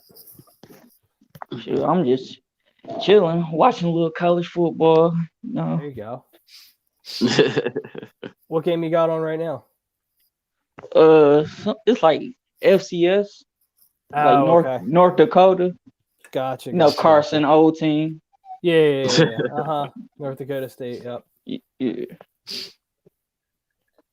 Or Trey Young, Yeah. Oh, not Trey Young. Well, what are we talking? Ben Simmons? Yeah, I mean, if you want to. I mean, I feel like we've kind of touched on everything. Can we Yeah, I was getting ready to say let's get into the Eagles talk. Let's go ahead and real quick before we do this. Okay. I want to see how everybody else feels about this. Anthony Davis just got hurt again. No, hell no. No. I'm not. No, Trey. No, I ain't even going there. Okay. But I'm so sick of the love for this guy. Can we agree that Joel Embiid has surpassed him as far as talent? Oh, absolutely. Yeah. He has Joel Embiid took you gotta look at it. Are you talking like a full Anthony Davis was on the Anthony Davis? 1,000%. No. Well, I was talking about career. Well, what they are now. I'm saying what they are now, Jake. Oh, what they are now. Yeah. Okay, yeah, that's different. Because prior to right now, he's been healthy. Yeah, I'll take Joe right now. You know what he's shooting from three? Oh, it's like what, 10%. 15? Yeah, it's 18%. Oh, unless he. Oh, my bad. Unless he shot, no. I mean, y'all are close, but yeah, it's like 18%. Holy shit! I think last year, Joel Embiid, took his spot. Joel Embiid was the MVP. Jokic had a phenomenal year, but that MVP should have went to Embiid. Because he was the number one seed. Well, was Denver number one? I think they were 3. Yeah, they were up. They were there, up there. Yeah. Yeah, it should have went to Embiid. I mean, I agree with you. Joker did ball out too. If you look at his numbers, you can't argue he played great. But yeah, like Don said, if Joel plays and he doesn't miss all those games, He's the MVP. Like, Yeah. but Well, I for still me, see, I like, still just see the hate. Like, it's crazy. Yeah. Mm-hmm. no, for me with Anthony Davis, I mean, he went to LA to win a championship where he's with LeBron. I mean, look what Embiid's been dealing with. I mean, and he hasn't really. I mean, how many seasons has he really completed? I mean, at least we worry about Embiid's health, but it seems like last year he really, put in some minutes. I will tell you in a minute. Anthony Davis. Let's see. And right now, the only reason why he's getting that love because he's got that LeBron rub.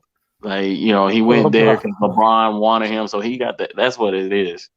Let's see. Because while he was with New Orleans, he wasn't doing nothing. He was fading into obscurity until they brought in Lonzo Ball. Yeah, that's once you get to LA. Yeah, that's what I'm saying. Like, if you put on that jersey, LA, like you got the golden pass for in LA for a while.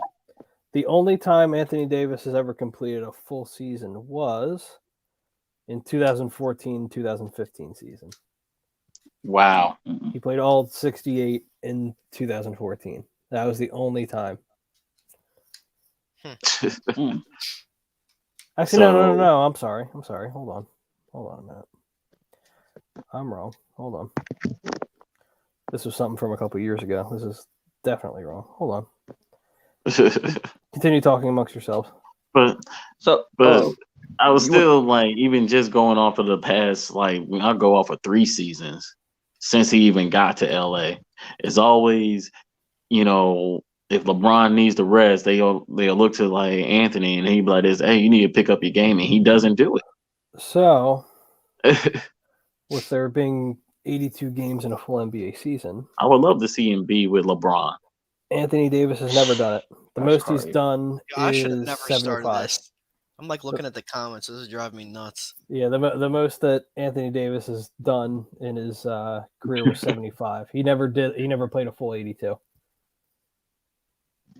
No, he never played a full 82. The most he's played was 75. I really don't understand how people. I don't know. Comments will do things to you. I just don't. I don't get it. Like I don't consider myself a homer either. Like I look at things like unbiased. Like even if it's a guy from my city, right? That's why I can flip a side of a. I mean, you gotta look at both sides. I mean, like I see comments saying Embiid doesn't play in the paint. You're gonna tell me Anthony? But I agree with that comment to a certain extent. But you're gonna then like retract that and like act like Anthony Davis plays in the paint. Exactly. That's why I'm like look at the amount of threes that he shot, and then look at Joe's. Well, I guarantee it's higher. Well, the thing is too, right? Like the reason why you don't see these guys playing in the paint is because they're worried about them getting hurt.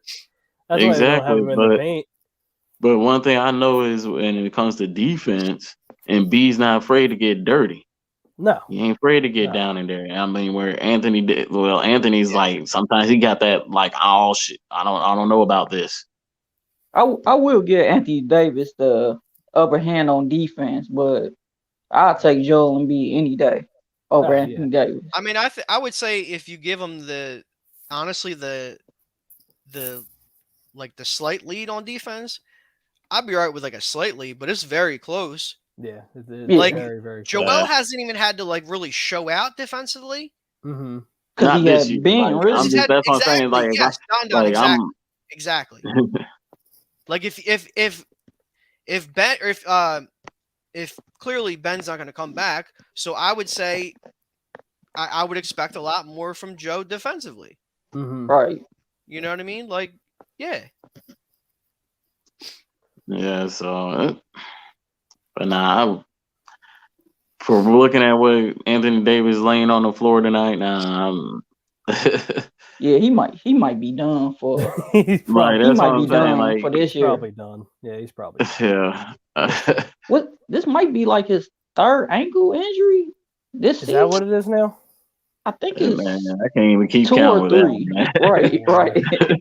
I mean, I kind of feel bad for him if I'm being honest with you. Oh, I do too. Yeah. It's like him playing with like the geriatric unit.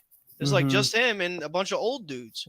That's exactly what I mean, it is. trust me, when it comes to these big guys, is definitely NFL for them. Not very long.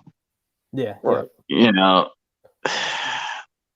But for not seeing them go on, and I'm looking at daggone Zion. He's 21 years old and already going through knees and ankle surgeries, putting on weight, and it's like he's 21 years old, guys. I'm like, damn, these big. Well, the thing is too, he's what? I think he's almost 7 feet, or he is 7 feet. Exactly. He's a big guy. Well, he's at least 6'10". like their explosiveness. Yeah, he's at least 6'10". But like when you're built like he is, he's built like a brick shit house. So for a guy to be as big as he is and athletic as he is, and jump as much as he does, that kills your ankles and your knees. Yeah, and that's why it's amazing to see how they move, and you're like, damn, like how's he doing that at that at that weight or that height? You get marveled at it, but it's like, damn, how long can they do this? Well, especially when you have that much body mass. Like that's all that, at least when he came in the league, that was all muscle. That's all that was for Zion. And he got that good New Orleans food.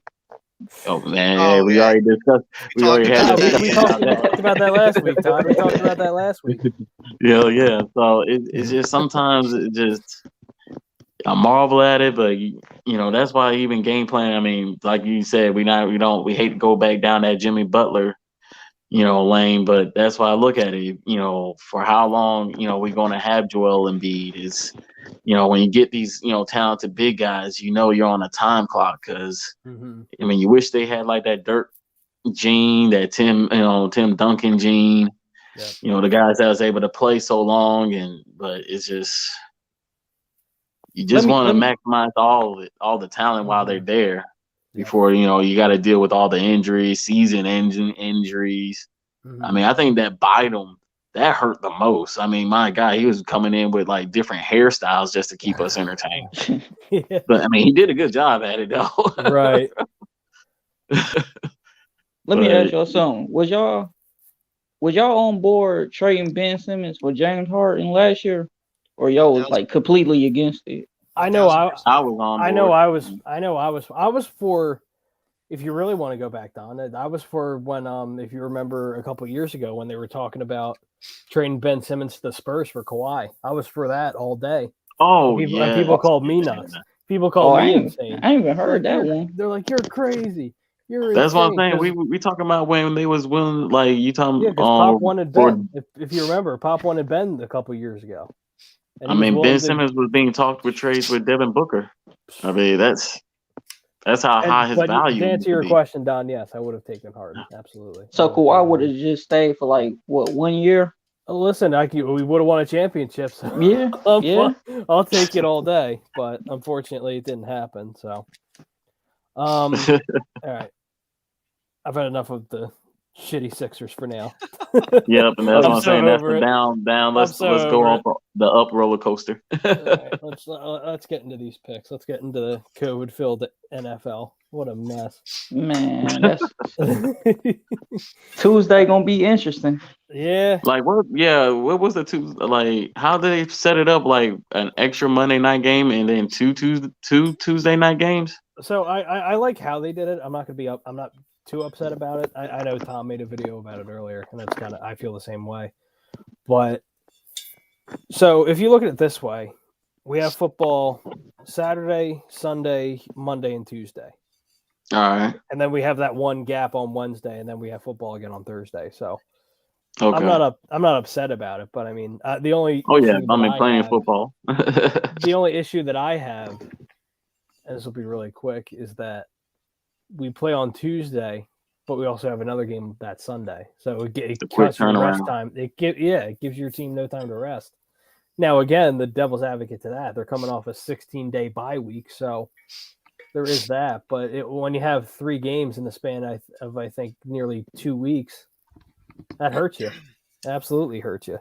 We didn't even talk about this. Like, this isn't like my feeling on this. This isn't going to be the first time that this happens in the next couple of weeks. No, exactly. It's going to happen again. Yeah, because winter's rolling around. Like obviously, winter's basically here, but it hasn't cooled down yet. And I hope officially I hope cooled I'm down, wrong. But Yeah. I mean, that's what like the very situation I thought about was, when Michael Vick, we came off of that, Meadowlands Miracle 2, and Minnesota got snowed in, so we had to push back that game. And then it came like right behind that. We had what was it? Did we play the Cowboys? Like not even a week later. I mean, we still in the playoffs, but you can tell like that game kind of affected our rhythm. See, but that's why on the bright side, I mean, coming off a bye, it would be different if we was like already playing. Like that rhythm would be all jacked up. Yeah.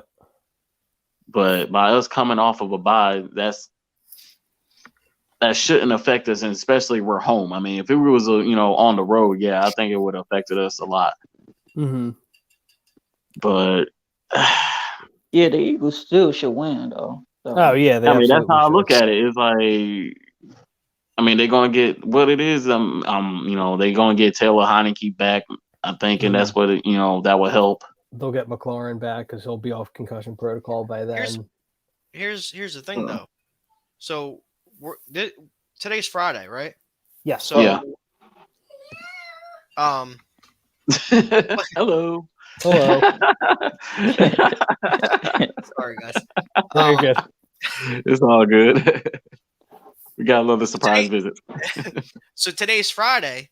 Mm-hmm. We have a few days till the game. Who's to say that we don't have a crazy breakout and multiple guys are thrown in a protocol? Yeah. Like we don't know. We honestly don't know what the hell is about to happen. And this is like where it's going back to like my thing that I was saying earlier. Like I don't know. Like there's no good resolution for this from the league. Yeah, that's why I just felt like the game should have just been played because. Well, I mean the Broncos. That's why I keep on like we saw the Broncos last year, decimation of it with no quarterback. But here it is, and I feel as though they got punished because they was completely out of the playoff picture, but they still had to play that game. But that's not fair to it because I'm like, if you're gonna make a team go through that. And here it is, coming Sunday, and y'all gonna reserve it because they see the importance of it is a divisional game. Yeah. But this is the things that we had to adjust to. I mean, what can you say? Teams got. Darius Slay said it better because team made a mistake. Daniel Snyder took him to one of the private islands for a Christmas party. I don't know. Probably. But like I said, I can't help it that they lost. We was knowing about this last Sunday when they played. Like we started to hear about all these COVIDs. Yeah. And so coming Sunday is like, hey, I was still going to be worried that they would have won. Yeah. For my team, I hate it. Yeah. But for a football fan, as far as like getting to watch now football like multiple days of the week, I love it. Yeah, exactly. You got to be a toss-up. That's how you get 4 straight football days. If you're a true football fan, you don't care, what team is playing. You're going to watch. No. Yeah. Well, the thing is, too, you're seeing players actually like legitimately upset. Like Baker's upset, Fletcher Cox is upset, Rodney McLeod's upset, Darius Slay's upset, and you're seeing now players talking about they're like, you know what, just get rid of the testing altogether, get rid of it. There you go. What they're not wrong. No, they're not wrong. This is the case. That's why this is a truly a toss-up debate because I can see both sides. Like you want to keep people safe, I get that. Then test, sure, fine. Yeah. But if you don't want your games delayed and you don't want things postponed, and you don't want to be without players and be at a competitive disadvantage, then okay, I get both sides. And just don't come out just like I was saying earlier to Tom. Like if you're gonna like throw a gauntlet out there that you're gonna like scare teams, like, well, if you guys aren't safe and you're not doing this, you're gonna have the potential of forfeiting a game. Yeah. Tom's 100% right. You're not going to do that. No, financially, no. The league's not going to do that. Don't even throw it out there because you're not scaring anybody. I guarantee no team in the league believed that was ever going to happen. No, the owners were laughing at that idea. The owners were laughing at that idea. No, that's why they moved these games because they knew it was never going to come to that. No, like, come on. What other games did they move Tuesday? Because I think it was. Hold on a sec. The Cleveland. I know it was the Cleveland. They moved. Let me see. They moved and the Rams. They moved the Browns to Monday. Okay. Yeah. They moved the. What else was it? They moved obviously ours to Tuesday at 7, and then wasn't it Chargers? It's Rams and Seahawks. Rams. I'm sorry, Rams. I knew it was LA. Yeah, I was like, I knew it was the Rams, but I couldn't remember that. Wait, hold on, that can't be right. They're both playing at 7. That can't be right. Like 1 7 and 1 7:30. No, hold on. At least on FanDuel, it's telling me they're both playing at 7, which I don't believe for a second. Hold on a minute. Let me see. I hope this don't affect the college football playoffs for my Michigan team. Well, as far as ratings go, yeah, sure, it'll affect it. But, yeah, I don't know. Yeah, Rodney McLeod, Darius Slay, Lane Johnson, Fletcher Cox, Alex Singleton. But it's a mess. So, it's going to be another discussion they'll have in the owners' meetings in the offseason. So, but because now it's like, I mean, even through fan attendance, I mean, I know we're going to have, our hometown, but I always look at it for people that's traveling. Yeah, sure. You always get, and then it's during the week. I mean, it's Sunday. Yeah, people that so we're not going to have that full home field advantage. Yeah, people that wanted to travel for the game got hotels. That's a good point too. Yeah, that's why I'm like so that affects it too. Well, speaking of which, even with and we'll get into the picks in a second here after I get on this point. My other concern is too with the holidays being right around the corner. You'll have players going back with their families and that whole thing, celebrating the holiday with their family. Who knows what their other family members got? Like, if you want to put a real tinfoil cap on it. Oh, 1,000. Who knows what their family members have? And then they come back, and then you'll see it spread even more. Like, I think last year was a big discussion because Dak Prescott had like a house party last year. Yes. Yes. Him and Zeke. Yeah. I forgot about that. And then they got sick. Yeah. The NBA actually, they put a press release. I saw Woj dropped it earlier. It was either today or yesterday, and they're like cracking down from, I guess, right now till like June. January. I want to say like 5th or 6th. I guess to like kind of like be more strict because they know players are going to be like with their family and like extended family. So, I mean, we'll see what that does, if it does anything. But yeah, we'll see. But all right, let's get into these picks and then we'll get on with our holiday. Also, quick update before we do that as well. This will be, I don't know what Tom's plans are for the next couple of weeks. I know we're not doing a show on Christmas Eve, but this will be my last show for the year because obviously next week we have Christmas Eve and then I'll be going away for New Year's Eve. So I will not be back till the 7th. I don't know if Tom has plans necessarily for New Year's Eve. If he wants to do a show on New Year's Eve, that'll be up to him. All right, so let's get into it real quick. NFL Week 15 with the updated schedule now. Tomorrow night. Hold on. Yeah. Jay, how you feel about Brian Kelly? Oh, yeah. I saw your I'm sorry I didn't get to your comment. I meant to bring this up. So, I like it. All right. However, I don't like how he went about it. And what I mean by that is I don't like how it was in the middle of the night. The players found out via Twitter. He didn't even text them. And then he sent a mass text to the group chat to the team being like, yeah, most of you saw on Facebook or social media that I'm leaving. It is true. I am leaving. And then the following day, he has a 7 a.m. meeting the last 4 minutes, and he leaves for Louisiana. That doesn't sit well with me. And then he was looking good, posting up on that spinning camera, Dude, listen, I told my buddy, I'm like, I was for the hire when it happened, and because of that video, we're going to stink. Because of that video, we're going to stink. Imagine the recruits that he brought into Notre Dame that are like, dude, and it's crazy. Came here to play for you, and all right, you're And it's crazy because Notre Dame flipped the script on him too. They're like, "Oh no, fuck Brian Kelly." Yep. We're building a house for you on campus, but no. Yep. Like that, like I No. did not see that one coming. I Well, really did. I thought he was like he was happy with Notre Dame. I know Notre Dame got the bread, so it's the guy like, was there forever. He was there exactly. forever. I mean, So he came from Cincinnati. I remember, like, I was like, okay, Cincinnati. Let's see what he really does. I mean, he was, staple into Notre Dame. You're right. He was getting ready to have a house, a statue. Hey, he's starting to become the face of Notre Dame, and just to jump the ship like that, he wants to come to the NFL. I think that's what it is. I mean, yeah, that's true too. But when you look at the whole Urban Meyer situation, I think. I was about to say, I don't think they're going.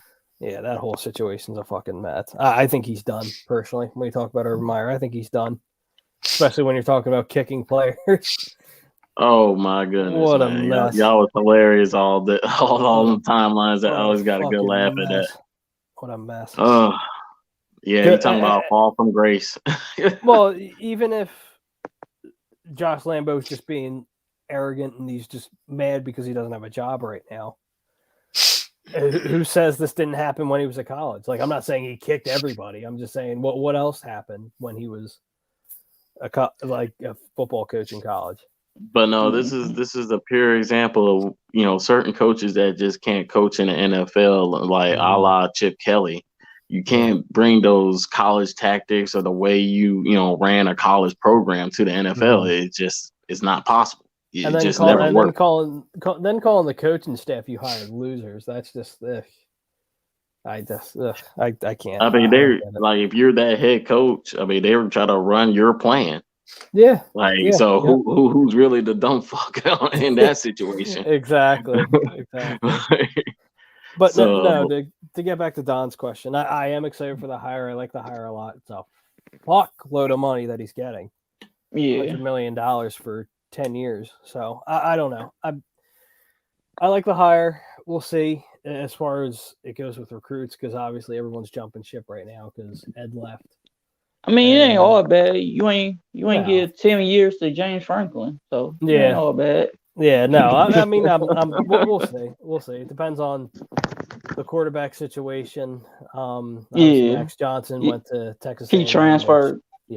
Which I figured was going to happen, but anyway, we'll see. We'll see how it goes. Depends on who we get in the transfer pool, if anybody, and then if see how we do recruitment wise. But we'll see. I think it's going to take time for him personally. All right, so week 15, New England Patriots at the Indianapolis Colts. The Indianapolis Colts are a 2.5 point favorite. This is where you're gonna see some real smash mouth football, the kind of football I like. That run the rock, get those gut punches in there. Yeah, keep that offense on the sideline. But I might give it to the Colts. I'm gonna lean to the Colts on this one. Yeah. Colts snapped their 7-game winning streak, huh? Yeah, something's got to give. Wow. This is for, I think, like, if the Colts win this one, I mean, you're gonna see the Colts like really jump up, skip up the playoff poll. I just need Carson to be alive for like 10 plays to give me that first round pick. I'm good. And just hand the ball off 3 times to Jonathan Taylor. Yeah, right. Look, you know what?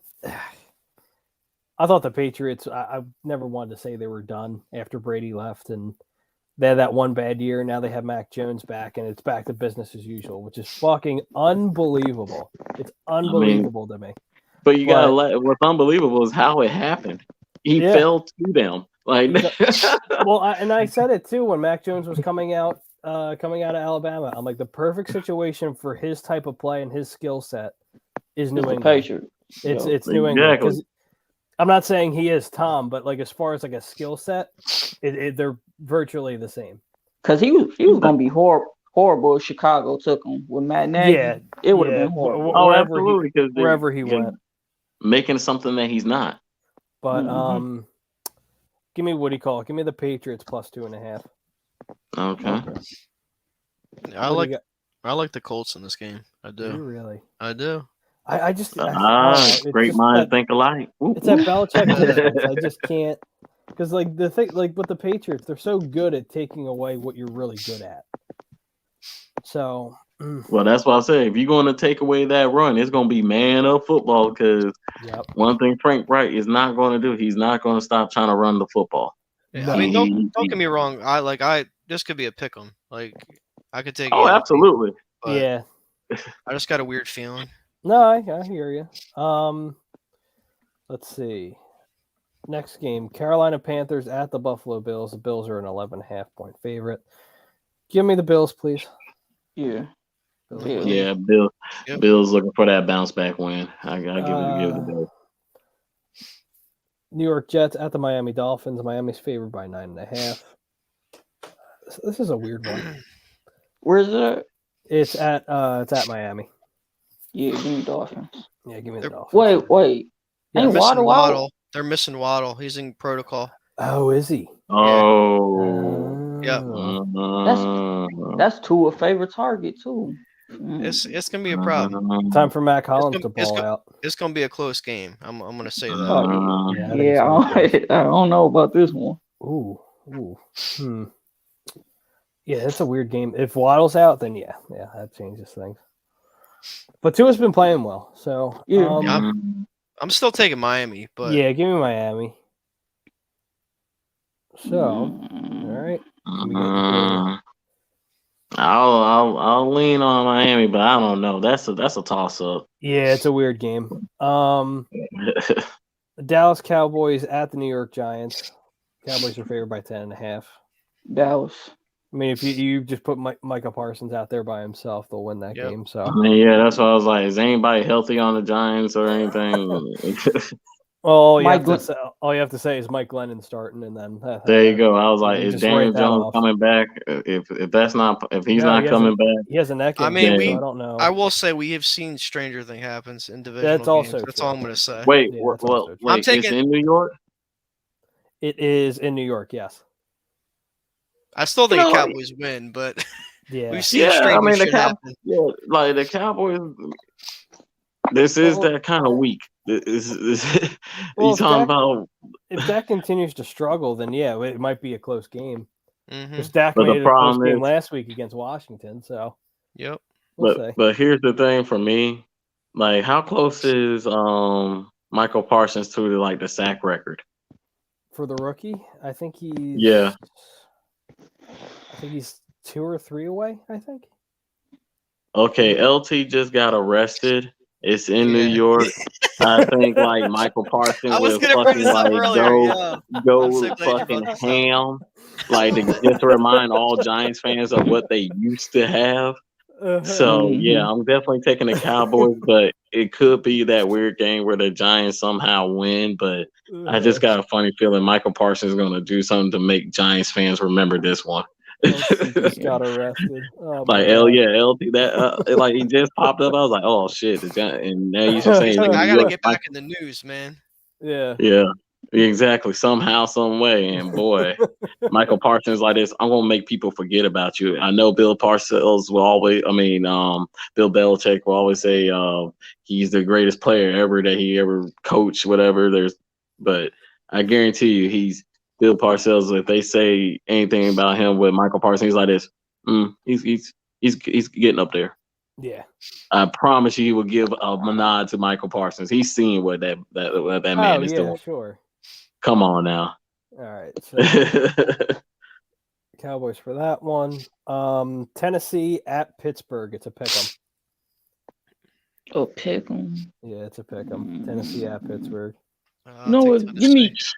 Give me Pittsburgh. Yeah, give me Pittsburgh too. Wait, is that Pittsburgh? Yeah. Yeah, it's at Pittsburgh. Yep. You know what? Fuck it. I'm gonna pick Tennessee. Okay. I'm sorry that last Pittsburgh game, that was like a dagger to their heart. Like that really put a stabbing into their playoff hopes. Well, it's sad too, and I know we've talked about it before. It's just so sad to see where Ben's at now compared to where he was just a couple of years ago. I thought he did good on that last drive. At the end, in the second half, he played really well. And that's what I'm saying. That's the flip of a coin that we got with Ben now. It's like that first half is completely disgusting. But half. but you see him working with that young line, and he's trying to get them on adjustments. And when he finally got it going, he showed those old flashes of Ben. Well, that's the other thing too. Their offensive line's terrible. Exactly, one of the worst lines in the NFL, and you're not doing Najee Harris any favors. And he almost has 1,000 yards this year with a terrible offensive line. He had that little that Derrick Henry rub off of him. Yeah, but it's just the way that Vikings game ended. If Pittsburgh would have won, I would go with Pittsburgh. But that loss just gonna linger, and it's just the way how they lost. Like that's the thing. Yeah. But I mean, I just got a feeling that Tennessee is going to steal this one on the road. Yeah, and officially end the Steelers' career, because I mean, I'm just trying to figure out. This is the first time that you always hear more problems coming out of the locker room with Mike Tomlin. Yeah, yeah. And that's what it's like. I'm like, okay, has he lost the touch with the youth, or I mean, like what's going on? Because it's just truly that up and down kind of team. Yeah, they're trying to win it for Ben, but it's just something missing about them. When I watch the Steelers, but I mean, the defense is still playing. I mean, God, I wish we had Mika Fitzpatrick, but I just can't go with the Steelers on this one. I mean, I'm hoping I'm wrong, but I just feel the Titans got it. Right. Moving on, Houston Texans at the Jacksonville Jaguars. Jaguars are favored by 4.5. Yeah, every time a head coach gets fired, like during the season, the offensive coordinator looks good. So I'm gonna ride on that. Todd. Get out of my head. If Urban Meyer was still there, I would say Texans all day. Yeah, but the fact that Urban Meyer just got fired, yeah, give me the Jags. I might go Texans. You would be a little different. Who's starting? David Mills. Yeah, Davis Mills or whatever the hell his name is. Yeah, the guy with the huge ass neck. It's crazy because Tyrod Taylor wasn't that bad starting off. No, he wasn't. He looked good in the beginning of the season. Yeah. The Texans are trying to figure out if they want to draft a quarterback in this with their first round pick, and they're hoping not, but it is looking like a yes. They should wait. Yeah, I would wait too. Arizona Cardinals at the Detroit Lions. Take Arizona. Go ahead, take Arizona. Take Arizona. Damn, come on, Don. Arizona. Todd, we know what's gonna happen. Go ahead and take Arizona. He said we know what's gonna happen. All right, bro. But, I am praying for D-Hop though. Yeah, I am praying for him. Yeah. He could be back he could be back by the playoffs, so we'll see. Is that what? I thought it was a torn ACL. No, it's my ankle. They said it's some of his leg, I think. They said regular season ankle. Yeah, I know he's getting a second opinion on it, but it's nothing like severe as far as an ACL. Oh, okay. But they said he could be back by the postseason, so we'll see. Arizona Cardinals at the San Francisco 49ers. 49ers are favored by 9.5. I like the Niners in this. Yeah, I do too. You say who again? Atlanta Falcons at the San Francisco 49ers. Yeah.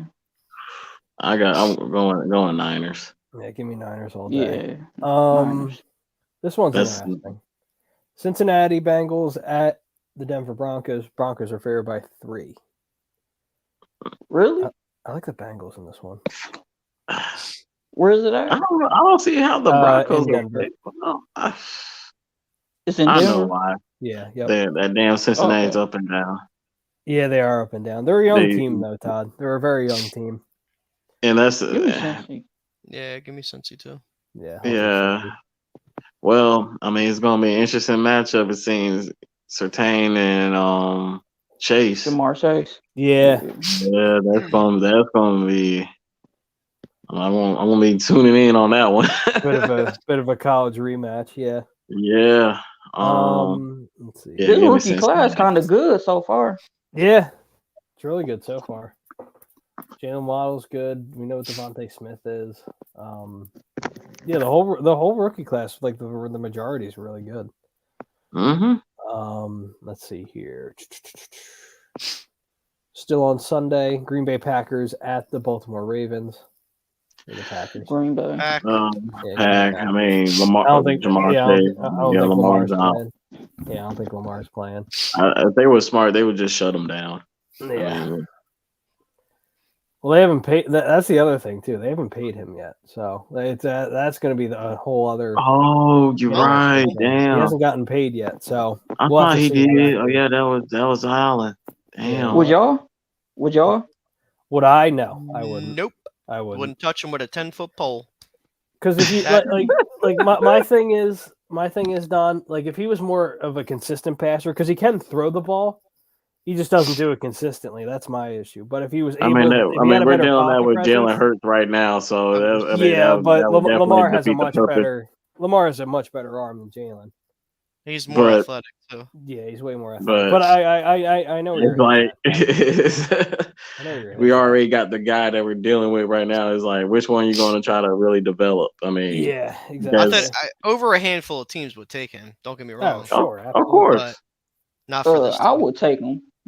Yeah, but it's that contract that's right there. That's the that's the kicker. Yeah, exactly. But who will Baltimore replace him with? That's the whole other. And that's the thing. That's what I say when you talk about our predicament. Do you want to be stuck with them or? It's our predicament that we're going through. Is like, are you going to pay him to try to see if he can still develop into more, or try to look out there and you got you're on a clock. I mean, you can franchise tag him. I mean, it buys you some time. Yeah, but at that point, you might as well just extend him at that point. And that's always the thing. Is like, okay, either pay him all that or try to do the Kirk Cousins, who, as you can tell, he's the only one quarterback that has hit the lottery like that. And this new, because he got CBA kind of deal. He got what? He got tagged 3 years in a row, I think, right? It felt like 4. He pretty much reached like the maximum of it. Like every tag he got, it was like 25, 30 million. Yes, and that was straight clean. So big ups to him. But absolutely. I just see him getting franchise tag, and maybe they'll work out a deal. But I don't see the Ravens giving up on him though. No, I don't either. But give me the Packers. Sunday Night Football, New Orleans Saints at the Tampa Bay Buccaneers. What a terrible game. Tampa. Yeah, Tampa. Yep. Give me the over on Brady touchdowns all day. Did the Saints bring back Phillip Rivers yet? It's too late now. Okay, then it's way too late now. Yep. Wait. Was that a rumor going around? Yeah. They were talking about it. Yeah, they were trying to talk about retirement. Kids, man, I would. Yeah. He's trying to get away from all those kids, man. More power to him. Yeah, that's what I look. I spent 8 months away from or with these kids for 8 months. Time to go back to work. Well, he said too. He's like, if he, if a contender was available, he'd be willing to come out of retirement. But that's when the Saints were still in the playoff talk, but they was hoping that Alvin Kamara would have been back a lot sooner. Yeah, that right as either before or right as they played us, that's where it was like still in that playoff talk, and they thought about bringing back Phillip Rivers or try to talk to him. And I don't even know what's going on with the whole Michael Thomas situation. I don't even know what's going on with that. And now he's a free agent coming up, right? Mm-hmm. Now that puts, I'm scary about throwing in him, talking about him as bringing him a free agent over here. Did he get paid? Hold on. He got paid from the Saints, but he did get paid. He got signed. That's why they got to be a team that considers drafting a quarterback this year. Yeah, you have to be because his Yeah, Michael Thomas's contract, like his new contract, kicks in next year. Yeah, they're going to cut him. They're going to try to get out of that one. It's a 5-year, $96 million deal. So Jameis only signed, I think, a 1-year deal, right? Yeah, he signed like a 1-year extension, I'm pretty sure. So you think he sign Jameis one more year, draft another quarterback, or I don't think after the injury now. No, I wouldn't. What was the hype about Taysom Hill again? I'm right with you, Don. I'm with you, Don. I never seen it. Yeah. He's a gadget guy. That's all it was. He had a splash ability. Like he can run, he can catch, he can do it all. Because his arm strength is terrible. It's terrible. Hey, mind you, this was Sean Payton Little's hidden project that he was going to unveil to the world. Paid him $90 million just to exactly to do. I mean, it was all well and good when you had Drew Brees as quarterback. Exactly. I mean, he made it look good. Work when you don't have a quarterback, like. Shout out to Taysom Hill though. But he done had like 5 years to help develop him into an actual quarterback. It did not happen. He's not a Yep. Nope. So that's how I look at it. Give me the Bucks all day. Yeah. Oh, absolutely. All right, so now we're getting to some of the games that were moved. One of them being Las Vegas Raiders at the Cleveland Browns. That's a pick 'em right now. Give me Vegas. I kind of like the Browns. I'm kind of scared I'm liking the Browns right now. I'm kind of scared of the Browns situation. I'm going to do it for Pete. Yeah. I'm doing it for Pete, talk about his Brownies. The COVID thing, yeah. I mean, I get it. And just something about the way Myles Garrett is playing right now is very scary too. Like I know everybody's on the Michael Parsons train, but he's been feasting too. Myles Garrett's just a genetic freak. And that's what I mean. I'm hoping that it puts pressure on our $100 million man. I mean, you seen what Aaron Donald did. Yeah. I'm seeing what Myles Garrett doing. Michael Parsons is a rookie. It's like all the big time defensive players are trying to make some plays. Mm-hmm. So, is Baker Mayfield starting or? I think he will. I think he will be by then. Yeah, because I mean, that's why the games got pushed back because too many of the starting quarterbacks, need those ratings. I mean, he been terrible all year. Yeah, so, he has. That's another guy who's up for the contract. The thing about it seems like as long as he knows he got Chubb in the backfield, handing the ball off and just making, and that's why I say sometimes there's nothing wrong with just having that quarterback that just makes the right plays, but with a strong running game. Yeah, he has. Yeah. Yeah. Well, he's been playing with a torn labrum, so there's only so much you can do with that. That too. So, but I like the Browns. It's even though the Raiders always do this, right? When you just don't know, they just pull these games out. And that's the thing, right? Like I don't know what Derek Carr I'm getting this week. That's the other thing. That's the other issue. Give me the Browns. I'll take the Browns. Browns money line. Let's see here. Still on Monday night prime time. Minnesota Vikings at the Chicago Bears. Vikings are favored by 5.5. No Adam Thielen for at least the next week. So. Give me Vikings. I think it's gonna be Matt Nagy last go around. Yeah. So I like it. Yeah, give me Minnesota. I feel for Minnesota, but it's Chicago did look good against the Packers. Yeah, they did. That's what I'm saying. Justin Fields, you got Justin Fields, divisional game. Yeah, division games are weird. It depends on if how well. That's okay. So you got Thielen out. Cook is still good. Mm-hmm. So Justin Jefferson is. We know that. Yeah, I'm just trying to see can that Bears defense get to Cousins, because I mean, if they had Mac, I would definitely pick Chicago right here.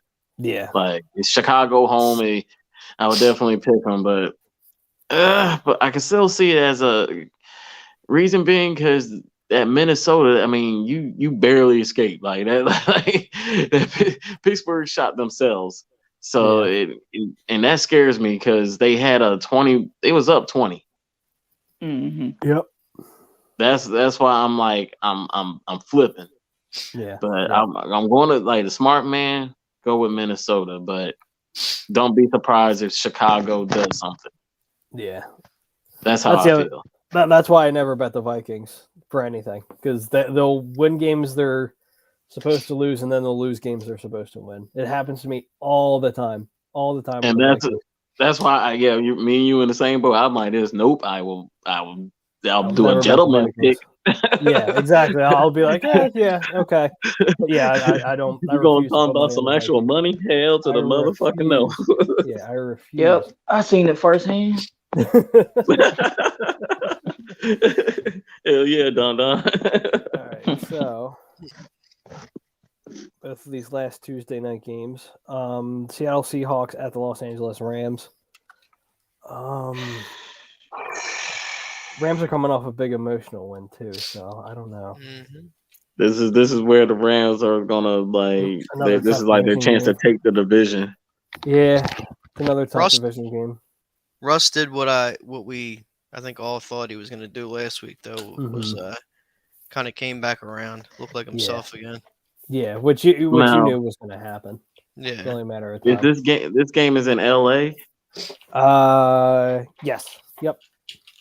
Yeah, I still like the Rams. I mean, yeah, because now what's scary is what Sean McVay really wants to do is run the football. Like people always think about him with his passing and all that other stuff. No, you gotta remember when he had Todd Gurley, they was toting that rock.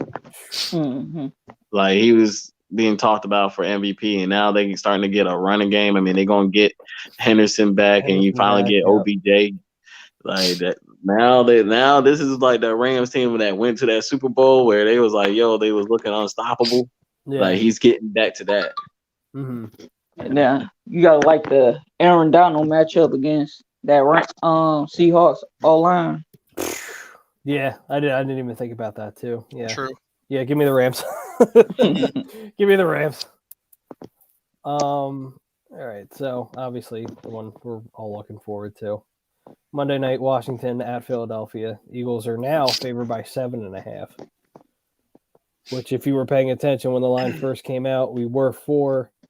And then with the COVID stuff, I think it went all the way up to 17 the last time I looked before things got moved. But now they're just at 7.5. Yeah, give me Washington. Oh, you cocksucker. You know I'm playing about that. Yeah, I know. Come on I now. Come on now. Come on. Where it stands right now, give me the Birds, but that like we said earlier, that could drastically change whatever happens in the next couple of days. Depending on cases and whatever. Yeah. The whole world gonna be watching Jalen Hurts, see what he do. Yeah, if he's if he's 100%, right? 100%, yeah. Well, that ankle's like I said, this is back normal. Then yeah, I'll like this is. Hey, I got it. Hey, it's 100%. I mean, nobody's 100% in the NFL right now. This is where men become or boys become men, or men become legends. Yeah. So he's got to play. I mean, that whole split in reps. I mean, I hated that talk. I was like, oh, here we go. And watch if he had like a little rough start, they're gonna put the camera all on Gardner Minshew. I already know how this finna go. Yeah, absolutely. Exactly. It's just a matter of time. It's going right to Gardner. Is he warming up? Has he got the helmet? Yeah. They're like, oh well, he looked really good against the Jets. He looked really good there. I'm still gonna ride with the Eagles, even through all this, COVID, but he definitely. I don't think we was gonna have the home field advantage that we would have on Sunday. Maybe not. So, but I think we can do it enough. Yeah. Hopefully Darius Slade locks down Terry McLaurin. I mean, that's gonna be a hellacious battle. Yeah, that I'm not worried about. He usually does pretty well against Terry, so I'm not worried about that. So y'all don't think it's gonna be like a full crowd? I mean, I think we'll still have a crowd, right? But I don't think it's still gonna be decent, but it's not gonna be to compare to what it would have been Sunday. Yeah, exactly. Because it's on a Tuesday. Yeah, that people have work the next day, and then people. I don't know what the ticket situation was for people that bought their tickets. I don't know what happened with that. That's gonna be even. They got to deal with that too. I would assume they just got moved. So I would assume they're just gonna resell them or whatever if they can't go. Or they'll have the refund available or something. Yeah, something like that if you can't go.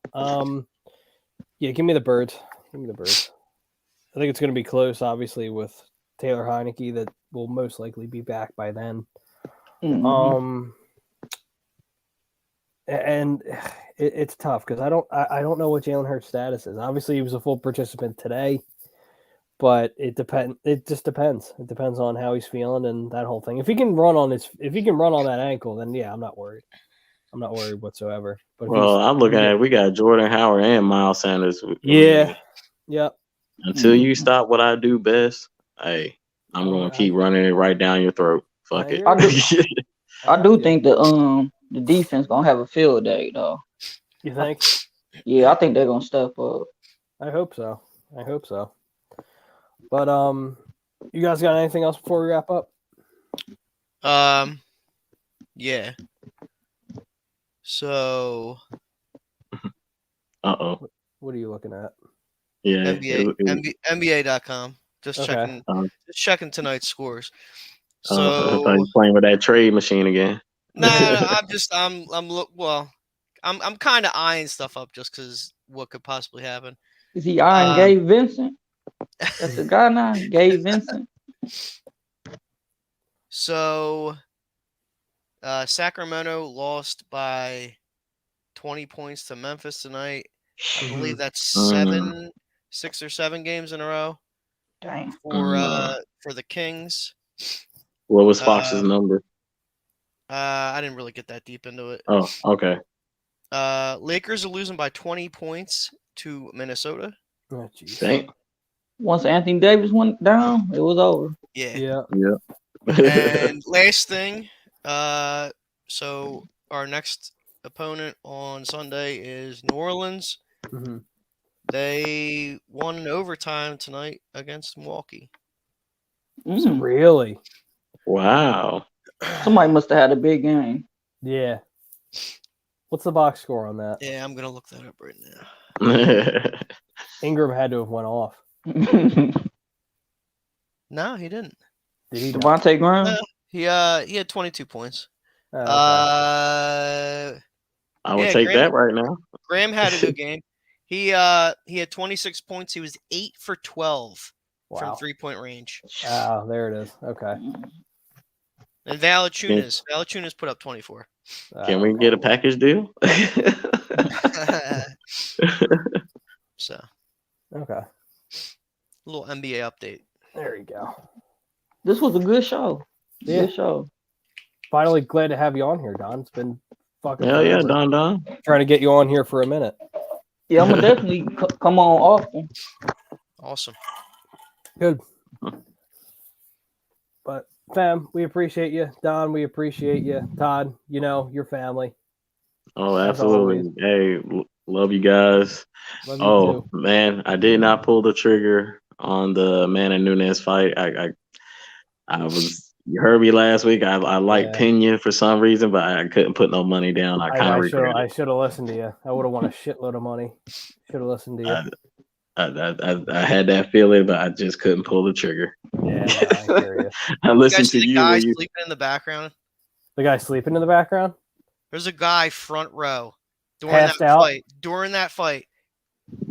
I'm like, are you kidding me? Are you kidding me? He had to have been demolished. Yeah, you get that aspect of it, and then you see like Rogan and like all these guys like commentating, just losing their mind, and I'm like, are you serious? And if you've ever been if you've ever been to a fight, those arenas are loud. Well, that Oh, a front absolutely. row seat for that. Loud. Yeah. Like you're talking about thousands and thousands of dollars. Like Yeah.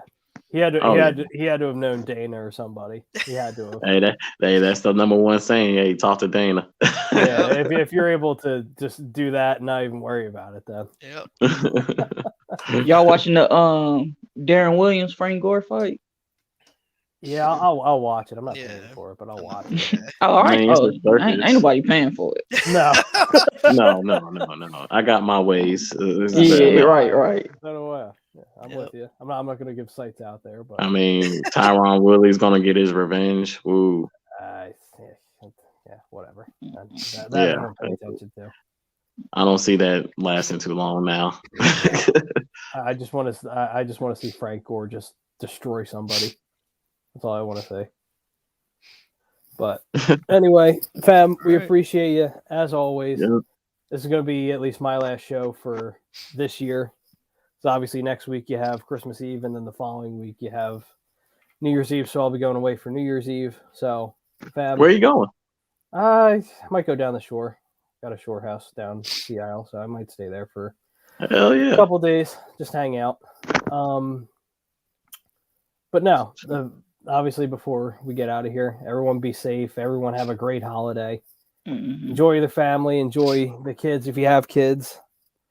Just enjoy it. Have fun. Enjoy football. I still haven't seen the Spider-Man movie. I haven't. Neither People have I. already trying to spoil it. Yep. Oh, Stay I off know. social media, Don. I know. Stay off of Yeah, social media. Stay off Twitter. Don, Yeah, Don, if you're on Twitter, put you can put words in there that you don't want to see. I just don't get the Yeah. purpose of trying to spoil it for everybody. It's People are crazy. dickheads. Yeah, people. Yeah. I'm That's with the you. Sean like I McCoy. got my tickets set up for today. Pretty much it's Saturday right now. So I've been ducking and dodging. I had a coworker who just automatically was like a crackhead and who just watched everything, was telling me about the post-credit scenes. I was like, yeah, please don't tell me. Wow. Don't say nothing. Yes, and I'm Don't say seeing like nothing. all my like YouTube and timelines is like spoilers, ready to talk. I was like, wow, we don't even give like the weekend rule no more. That's We just funny. just said Yeah. screw it. Yeah. It came out Tuesday or Wednesday and didn't even make it till Friday before spoilers. I was like, okay, this is how we do it now. Yeah. And I'm Well, definitely checking out the Matrix too. Well, that's what do you call it? If you have HBO Max, that's free. Yeah. Oh no shit. The Yeah, new Matrix is yeah. really? Yeah, if you have Mhm. HBO Max, it's free. So All right. on the 22nd, I'm watching that. I can't tell you how excited I am for that. I cannot wait. I cannot wait. Yeah, I can't. Oh, yeah, I can't get wait it. either. I'm gonna watch that. You gotta know. You gotta know how this That's is gonna out. go. That's out now. No, On it comes HBO? out. No, It no. comes out the 22nd. Okay. All right. Yeah, it'll be the 22nd. It comes out. All right. So that's what, a Tuesday, right? Tuesday. I believe so. Tuesday or Yeah. Wednesday? Yeah, I One of think those something two. like that. Christmas One of is those. Friday, so I believe so. Yeah. So Yeah, it'll be already streaming. They want to go ahead and get all the bugs out. Yeah, exactly. They want to get that whole thing out of here. But we appreciate you as always. As always, Fan Friday is brought to you by Gleason's Bar. Gleason's Bar is located at 6700 Mill Creek Avenue in Levittown, PA. Use promo code A2D for 10% off your order whenever you dine in, take out, or order online. We're also brought to you by no, not that one. We are also brought to you by FanUp. FanUp is the best way to enjoy fantasy sports, daily NFL contests, and more. Win awesome prizes. Sign up today using promo code A2D for 5,000 bonus points, which is a $50 value. I'm telling you, can't beat it. No salary cap. No salary cap. You don't have to worry about trades or anything like that. It's daily fantasy. It's one of the best apps out there. And speaking of making money over the weekend, become an A2D member. Don knows about it. Become an A2D member, $9.99 a month. Perks include appearances on shows, members only live stream, shout outs, weekly sports picks from Nate Moss of the Money Pop Podcast, and daily fantasy picks from Willie Vegas. Listen, still want to get a little bit of Christmas money in? Snake getting back on the top street. Yeah, exactly. Christmas or the holidays might have hurt your pocket a little bit. Throw a little $9.99 a month in there. Make your money back. Make your money back. I'm telling you. Spend a little money, make a lot of money. Nate's been hot. Yeah. Nate took a little bit of a break, and now he's back and he's hot again. So see, that's hop on board. Hop on board. Cold streaks happen, but hey, when he gets back, he come back on strong. Exactly. But fam, as always, we appreciate you. If I don't see you guys, have a good holiday, have a good Christmas, whatever it is you celebrate. Have a good New Year's. Yep. I'll be back Happy holidays, everybody. I'll be back on the 7th. Happy holidays. Enjoy, fam. We'll catch you guys back next time. Probably next year. Another edition of Fan Friday. Later, guys. See you.